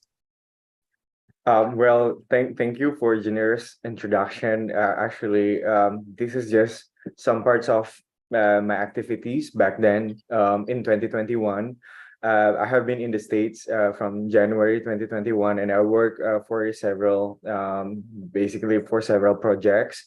Probably you can see one of them as shown like on your monitor right now. So yeah, that's it. Oh, okay. So it is a project. So you work on project base, yes? Yeah. Okay. So interesting. It is very inspiring for all of us, considering that you are a researcher, and many of us as international relations student would like to be a researcher some time in the future. Now, before the presentation begins, let me inform how the presentation will be going on. First, Mas Habib will be invited to present the material that he have. After that, there will be question and answer session, followed by my conclusion. And now, allow me to welcome to the speaker, Mas Habib, to deliver his presentation. Mas Habib, the floor is yours. Thank you. Thank you, Gina. Are you going to show my presentation? Oh yeah, I don't, committee, can someone you please from, help? okay. Great. Hello, everyone. Thank you so much for joining, and thank you for having me. My name is you can see from the monitor, but you can call me like Habib or whatever comforts you. So currently, I'm working and also like studying at John Hopkins in Washington D.C. I'll be back to Jakarta, I think like in the next 2 weeks.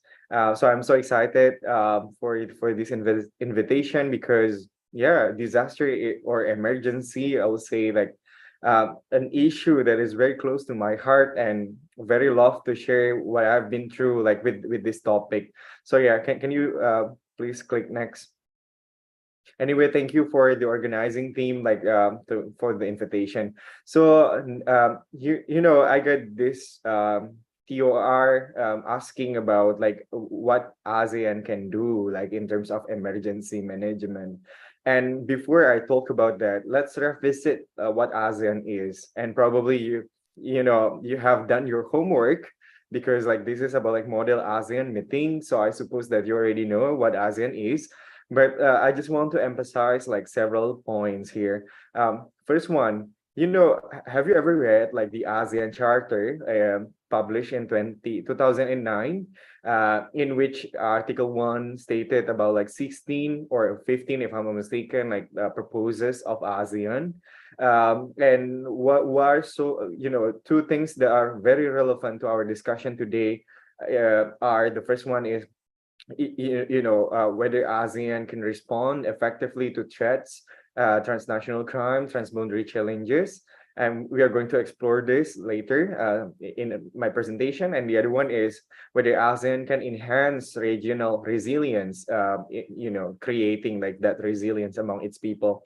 And again, like based on Article 3, like of the ASEAN Charter, ASEAN is an intergovernmental organization. So you know that there are a lot of regional organizations around the world. Probably you have heard about like the European Union or EU. You have heard about like African Union, among others. But again, ASEAN is just different with EU in a sense that ASEAN is still an intergovernmental organization. You know, you cannot do anything basically like you know without the consent of ASEAN member states. So yeah, that's I just want to emphasize that point. So please next. So other than this one, I also want I want to share with you about like the ASEAN mechanism. I don't know, is it showing like on the monitor right now, like the ASEAN? Okay, you got it.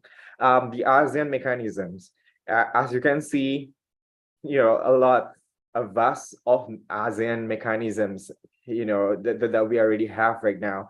It is divided into 3 pillars. Probably you have read about this as well.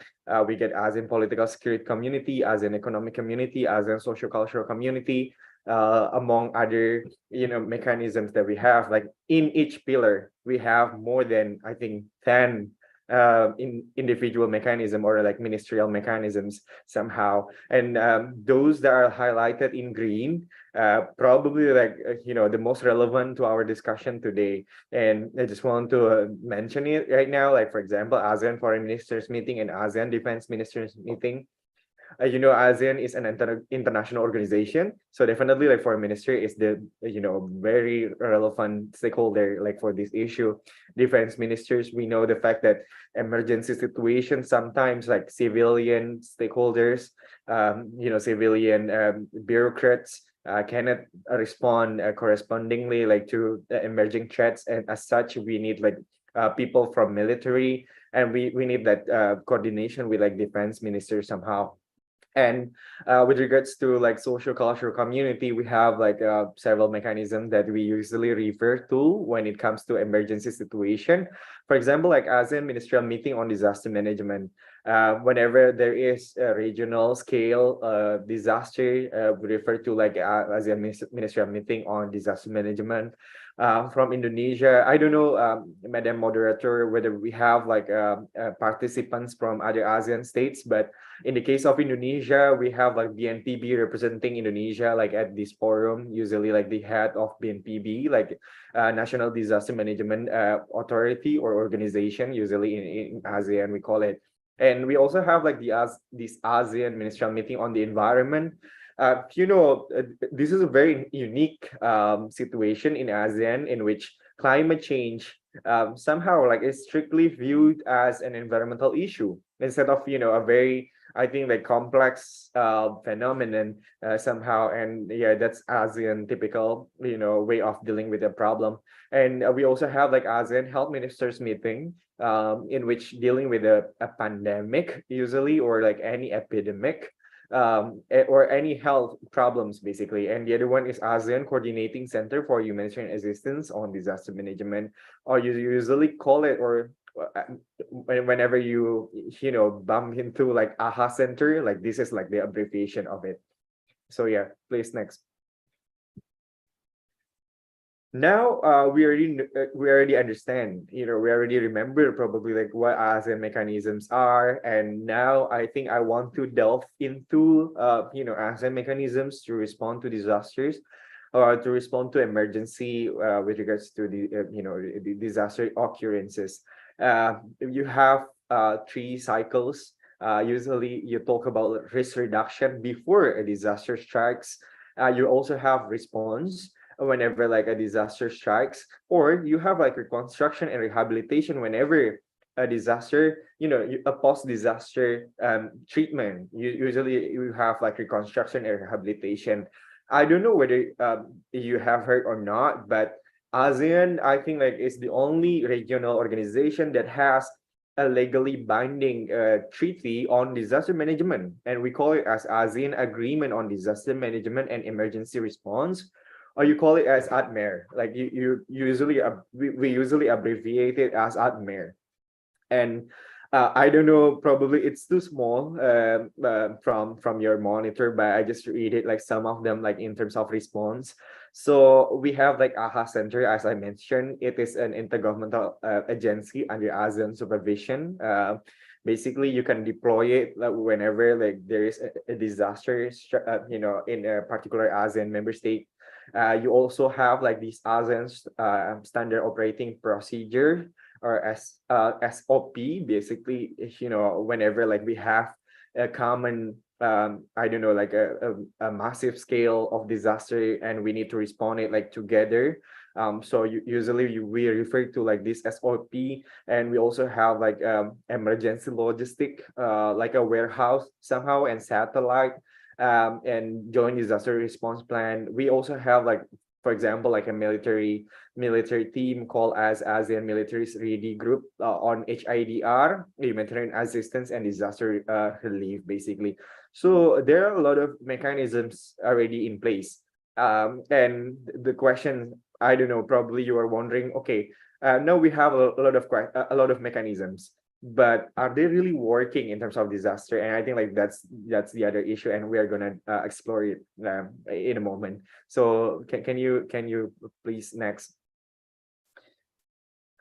So this is just one of the mechanisms we have like in ASEAN. For example, this is ASEAN Military Readiness Group, like on HIDR, as I mentioned earlier. So how the mechanism works?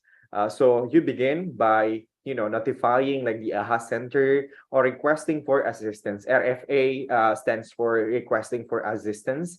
Usually like I don't know, like BNPB, like in a particular country, you tell the AHA Center that you need an assistance, like from the AHA Center or from the other ASEAN member states. And probably also like with other military branches, like at the ASEAN level. And then now they also share the information like to other ASEAN member states through like NDMO, basically like National Disaster Management Organization. And you need to gain like a consensus, or you need to gain basically like agreement, consent among like ASEAN member states, and then after that, after they receive like your request, they pass it through like related ministries or armed forces in each ASEAN member states, and then they relay the information like to this AMRG group, and then usually after that, any like official like of ASEAN member state announced that, okay, we're gonna help you, we're gonna support you, we're gonna provide humanitarian assistance to like the affected member state. And then after that, you're going to deal with like operational, like I don't know, like technicalities somehow. I think like that's a brief explanation about like this mechanism. Can you please next? So this is like the other mechanism, or these are the other mechanisms that we have. There is a mechanism for offering assistance through ASEAN mechanism. And there's also like another procedure for requesting for assistance. You can tell, from, I think that, during your first sight, this is a very complex procedure. And somehow this is like, oh my God, can you imagine you are in a dire situation in which you need that you need that assistance immediately, but you need to go through all these procedures. It takes time, definitely, and yeah, just doesn't make any sense. And this is always like a critic like to ASEAN, whether ASEAN can work effectively during disaster time. So yeah, can you please next? I think like this is yeah, okay, now we are going to talk about like challenges that we have like in terms of dealing with emergencies. The first challenge we have is, even like among ASEAN member states, we have like different threat perception. We have different I don't know, like risk perceptions are just two different. But I think like typically ASEAN member states converge, the interests of ASEAN member states converge upon like 5 issues, as you can tell like from the monitor right now. Competition between major powers, or in terms of emergency, we call it as geopolitical risk, non-proliferation, weapon mass destruction, terrorism risk, transnational crime or TNC, and also like natural disasters. And I'm so grateful that they can their interests converge on this issue. But again, this is not the only challenge we have like in terms of ASEAN. We have like the other challenges. Can we go into the other slide, please?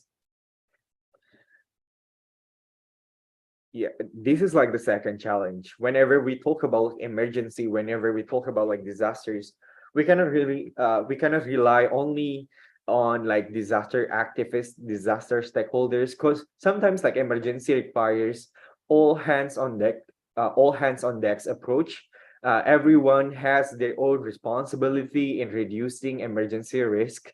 And yeah, sometimes like it's just beyond like a disaster stakeholders responsibility or management. Like it is beyond like our mandate usually, like when it comes to emergency situation. And you can tell like for example, like in terms of terrorism, like in the case of Indonesia, like BNPB like doesn't have the capacity like to deal with that terrorism risk, or even like geopolitical risk.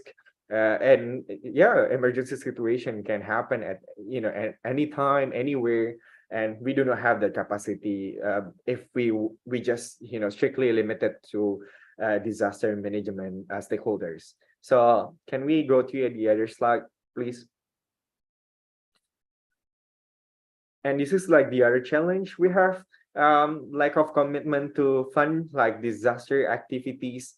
ADMIR, as I mentioned, ASEAN Agreement on Disaster Management and Emergency Response, they have like fund, pooling fund or endowment fund, like to sustain their activities. And they do not open like the endowment fund for ASEAN external, dialogue partners. They usually like gather like this fund like from ASEAN member states. But as you can tell, like from your monitor right now, like the trend is downward, like declining along the years, like from 2012 until right now 2021, like it's getting smaller and smaller. Although the fact that we are facing, a more severe disaster event, like more in terms of frequencies, but again, you see, like ASEAN member states like do not or are not really committed like to fund like these mechanism. So yeah, can we move like to the other slide as well? This is like the other challenge we have, and I already touched briefly before. The paperwork, like red tape, usually, there are 5 pages in front of you, and it's just one form. If you want to request, I don't know, assistance from the ASEAN level or from the ASEAN level mechanism, you need to fill in like these 5 pages, one form, and it's just one form. Whenever you want to request for assistance through ASEAN mechanism, usually like you need to fill in like several forms. It's not only one, and even like, for example, one form consists of like 5 pages. Doesn't make any sense, and it somehow like discourages ASEAN member states to seek or to use like ASEAN mechanism like in terms of disaster. And I think like only like several times we deploy like ASEAN level mechanisms, such as like in Nargis cyclone, like in 2008, like in Myanmar, and also like 2018, like in Central Sulawesi in Palu. But other than that, I'm not sure that we ever use or deployed like that ASEAN level mechanism. Again, my friend like at the AHA Center, they always ask me, okay, how do we create, like how do we incentivize like ASEAN member states to use like the ASEAN mechanism? But again, as I said, like, it's very bureaucratic. It has a lot of paperwork, it has a lot of red tape, and we need to cut it down basically.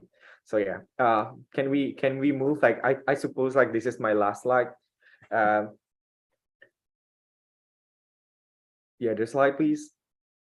The 5th challenge, keeping its relevance. So I just want to share a bit of my story. I was in Singapore in this August to attend like this ASEAN strategic policy dialogue on disaster management, representing my office. So we had like this discussion about how the ASEAN like disaster management stakeholders respond to the growing initiatives around the world. One of them is like ESG. I don't know whether you know it or not, but ESG stands for environment, social, and governance.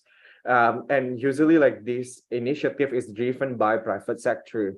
But from this discussion, I know the fact that sometimes like ASEAN disaster management stakeholders do not catch up with the growing development in the region, especially those that are driven by private sectors.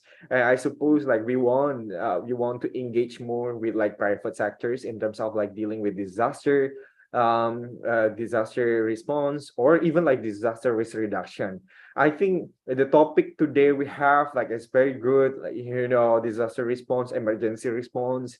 But I think like we should move into like disaster risk reduction or emergency risk reduction, because we do not want to lose any person, basically, like any citizen, and we do not want to lose in terms of economic economic growth that we have been building like for all the decades.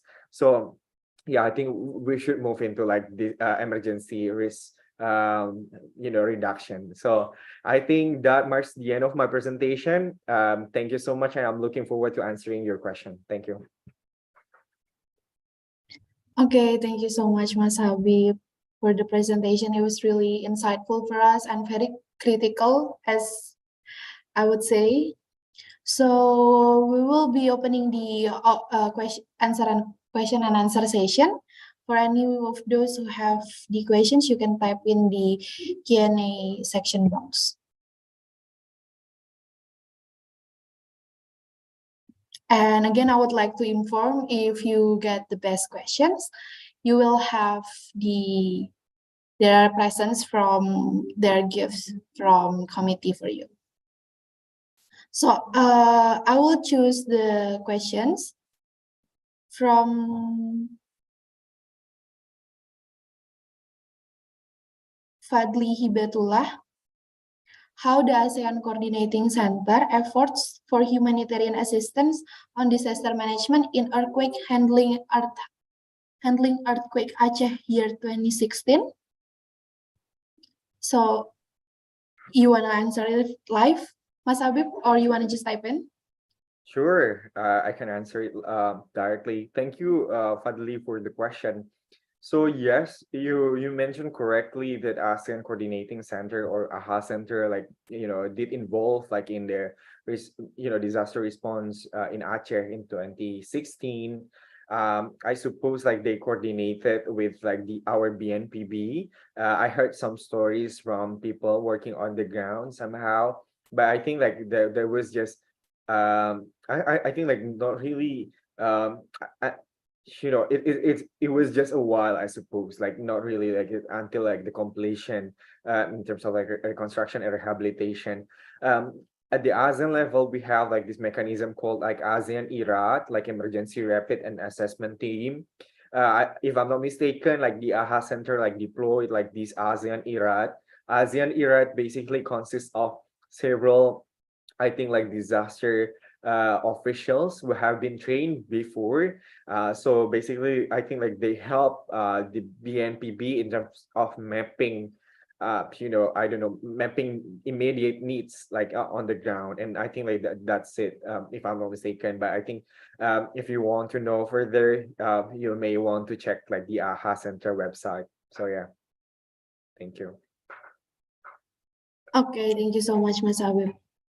And moving to the next questions is actually from Ricardo Bultom. I think it is one of the interesting question. Talking about disaster, what about the potential for food shortage concern? How does ASEAN respond to this? With the current global tension, it causes energy shortage disaster and potential food shortage worldwide. Even the powerhouse like EU are having problems on energy and food. Do you think with the points that you put in the slides will be enough to fight these concerns for ASEAN? Yeah, thank you. That's a very intriguing question. But the problem is, ASEAN is an intergovernmental organization. ASEAN is good as, only if like ASEAN member states agree or consent about any initiative that they propose or that they have like on the table. But right now, I don't feel like they have a very specific mechanism in dealing with food shortage or any energy shortage. Yes, they have like this disaster emergency logistic, the warehouse, but I'm not sure whether it's enough, to deal or to handle with like this energy shortage, the upcoming like energy shortage, I suppose. And back then, I think in 1990s, we have a regional mechanism somehow like to build like fertilizer industry like at the ASEAN level, or I don't know, like something like at the ASEAN level mechanism. But you need to coordinate basically across three pillars to answer like the ASEAN food and also energy shortage, because like food and energy usually they are under like the ASEAN economic community pillar. But in terms of emergency response, in terms of, I don't know, like political situation, they are under like different pillars. So I think like we need to have it across pillar coordination somehow in dealing with this issue. I hope it answers. It really answers actually, because yes, it is from the previous speakers and also the keynote speakers also said something about the collaboration that is needed between the ASEAN pillars. So I hope that answers the questions for Ricardo Bulto. Okay, so next questions is from Francinaga again. Thank you so much for keep asking the questions. There are three actually. So the first one is what ASEAN can share data to its member, for example, terrorism issue and cyber security. The second one is how ASEAN's policy handling on South China's issues that impacts to ASEAN member state. And the third one is talking about disaster management. Is there any mitigation scenario on war, natural disasters, and recession? Thank you. Well, wonderful questions, I suppose. So let me answer it one by one if I'm okay. First one about ASEAN sharing data mechanism, whether we have it or not. I'm not sure about like terrorism and also like cybersecurity, but I suppose like there are mechanism, minilateral mechanisms among like some of ASEAN member states. For example, I think like between Indonesia, Malaysia, Singapore, Philippines, and also like Thailand, they have like their own mechanism. I forget the name of it, but I think like something with eyes. Maybe you want to check it, but I think like there is a mechanism sharing, data sharing mechanism, but not at the ASEAN level, but between the ASEAN member states using like different, unilateral mechanism under like, subsequent to like ASEAN. So in terms of cybersecurity,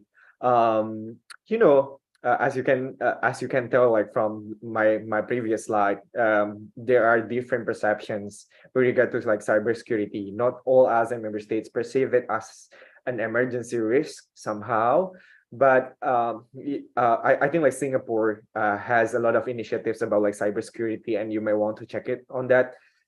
Under Singapore's chairmanship, ASEAN chairmanship back in 2018, they published a lot of initiatives and also like document on this. You may want to check on that issue. And for the second question, how ASEAN policy handling on South China Sea issue? This is also a very interesting question. I think one of the ASEAN member states, the Philippines, have filed, have lodged, had lodged like this legal complaint like to the permanent court of arbitration, like PCA, and we already have like that ruling somehow, but we've never really use or invoke like this court ruling in terms of like negotiation with China. But ASEAN member states always use like ASEAN way in solving with the problem, and also like I think China also always uses like Asian way like to deal with like territorial dispute somehow. And we have like this mechanism, this product, call it like code of conduct or like declaration of conduct, but the current negotiation is focusing on like code of conduct. But I'm not sure like it's progressing that much since the last time.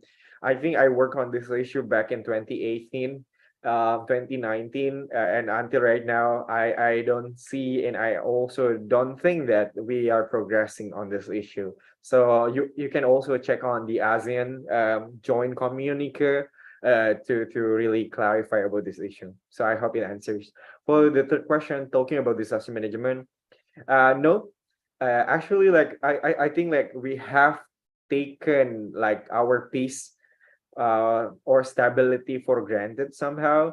We've never thought that there is going to be a war between ASEAN member states. And whenever like I think like the ASEAN scholars or ASEAN experts, they always boast or like being proud of ASEAN as a region that hasn't had any open conflict between its members. So I don't think like they have like that scenario on their mind right now. And especially we have like concurrent disaster, meaning that there are a lot of concurrent disaster. So basically after a disaster, like there's another disaster, but we also have like compounding disasters usually like happens at the same time. For example, we have a tsunami, but also probably we also have like another disaster such as a pandemic like COVID-19. We've never got that far somehow. I don't know why. I mean, we know the fact that ASEAN or Southeast Asia is one of the most vulnerable regions in the world, but we've never thought this nexus somehow. So yeah, I hope it answers your questions. Thank you. Okay, thank you so much, Mas Habib. And from Afifa, Nikita Afifa, with the many forms that need to be filled, how quickly the assistants can come with all of those procedures that need to go through first? I think she's referring to the paperwork requirements that has a lot of steps.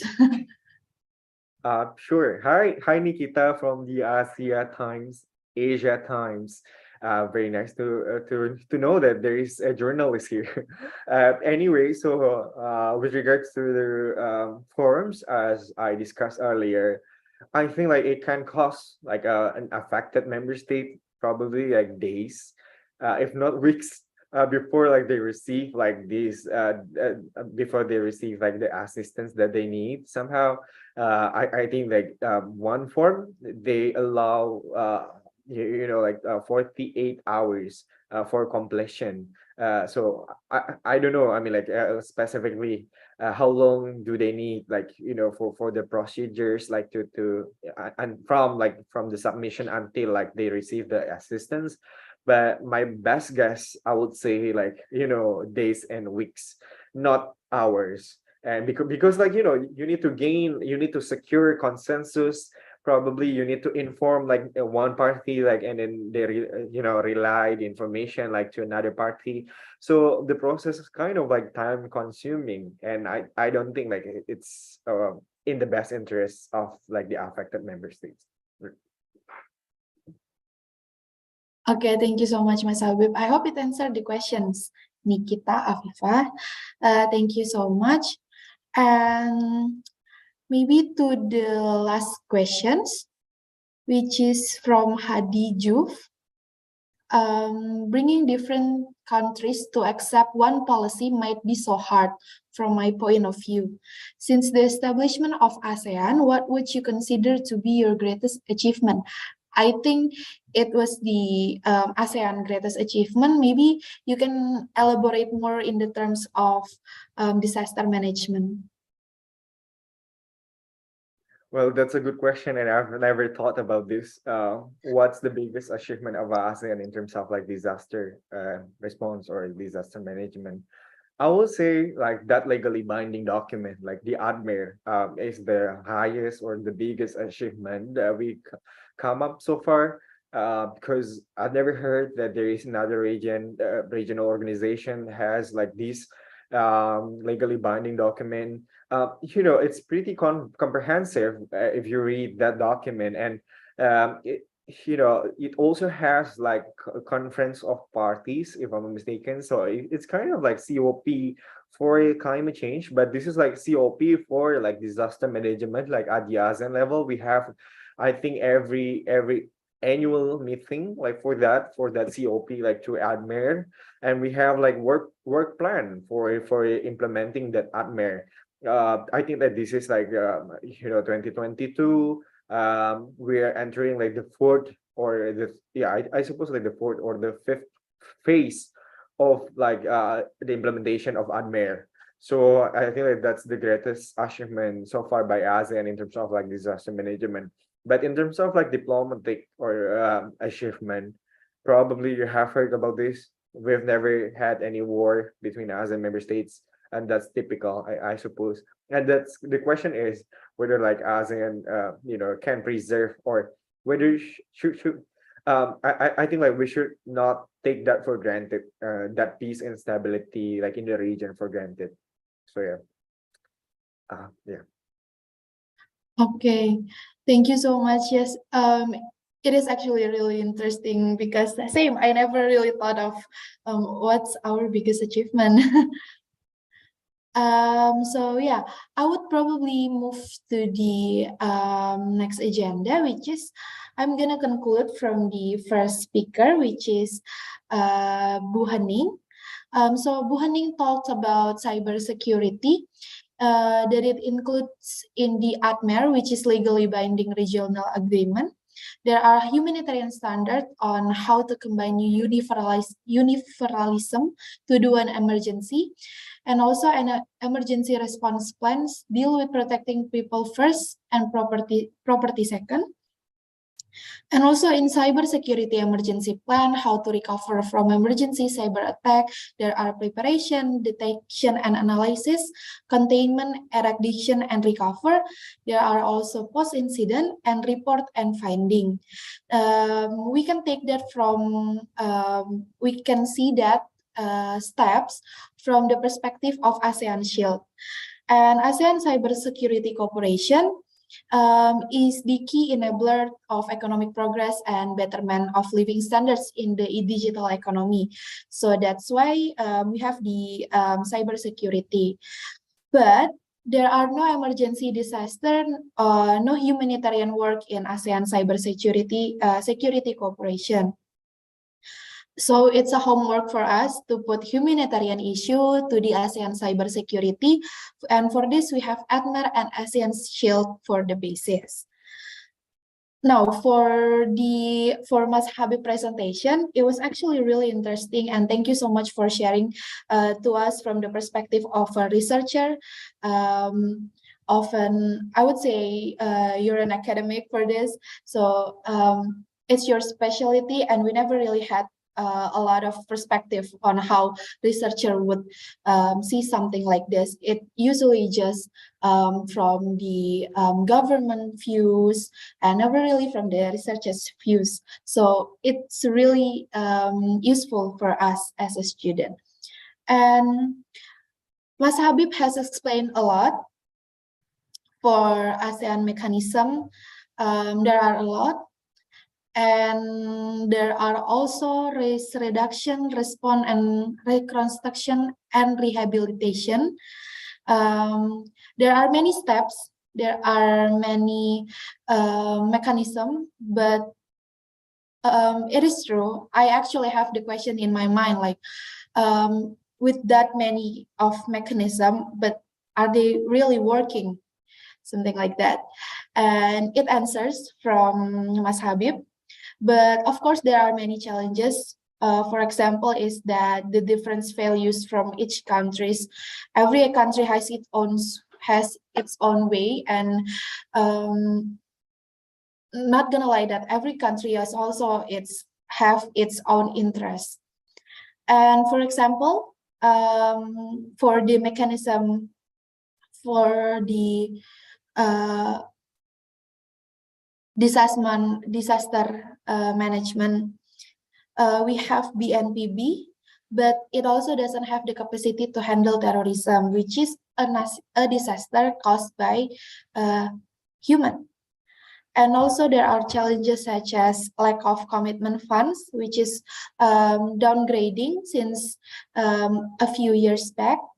And also a lot of paperwork, and which means the administrations that we didn't really understand on how it is needed, because it's an emergency, because when you have an emergency, paperwork doesn't come first. So and also keeping its relevance in this kind of days. So ladies and gentlemen, all the participants and distinguished delegates of Model ASEAN Meeting Universitas Pertamina, we finally come to the end of this webinar. Before that, I would like to announce the winner of the best questions. Like I said, there will be gifts for you from the committee. So there are 3 best questions from the beginning of this webinar. Is from the first speaker and the second speaker, which is Fadli Hibatullah is the first winner, and Francinaga for the second winner, and Ricardo Gultom for the third winner. Your questions are really is actually opening up about many things that I haven't even considered it before, and the committee will reach you out after this. And also, I'd like to thank the speaker for the informative and interesting presentation, and all the participants for being the very active of you. Finally, give applause for the speakers, Bu Hening and Mas Habib, and also for you all, and also for the committee who has arranged this meeting very good. And yes, thank you so much all. Wassalamualaikum warahmatullahi wabarakatuh.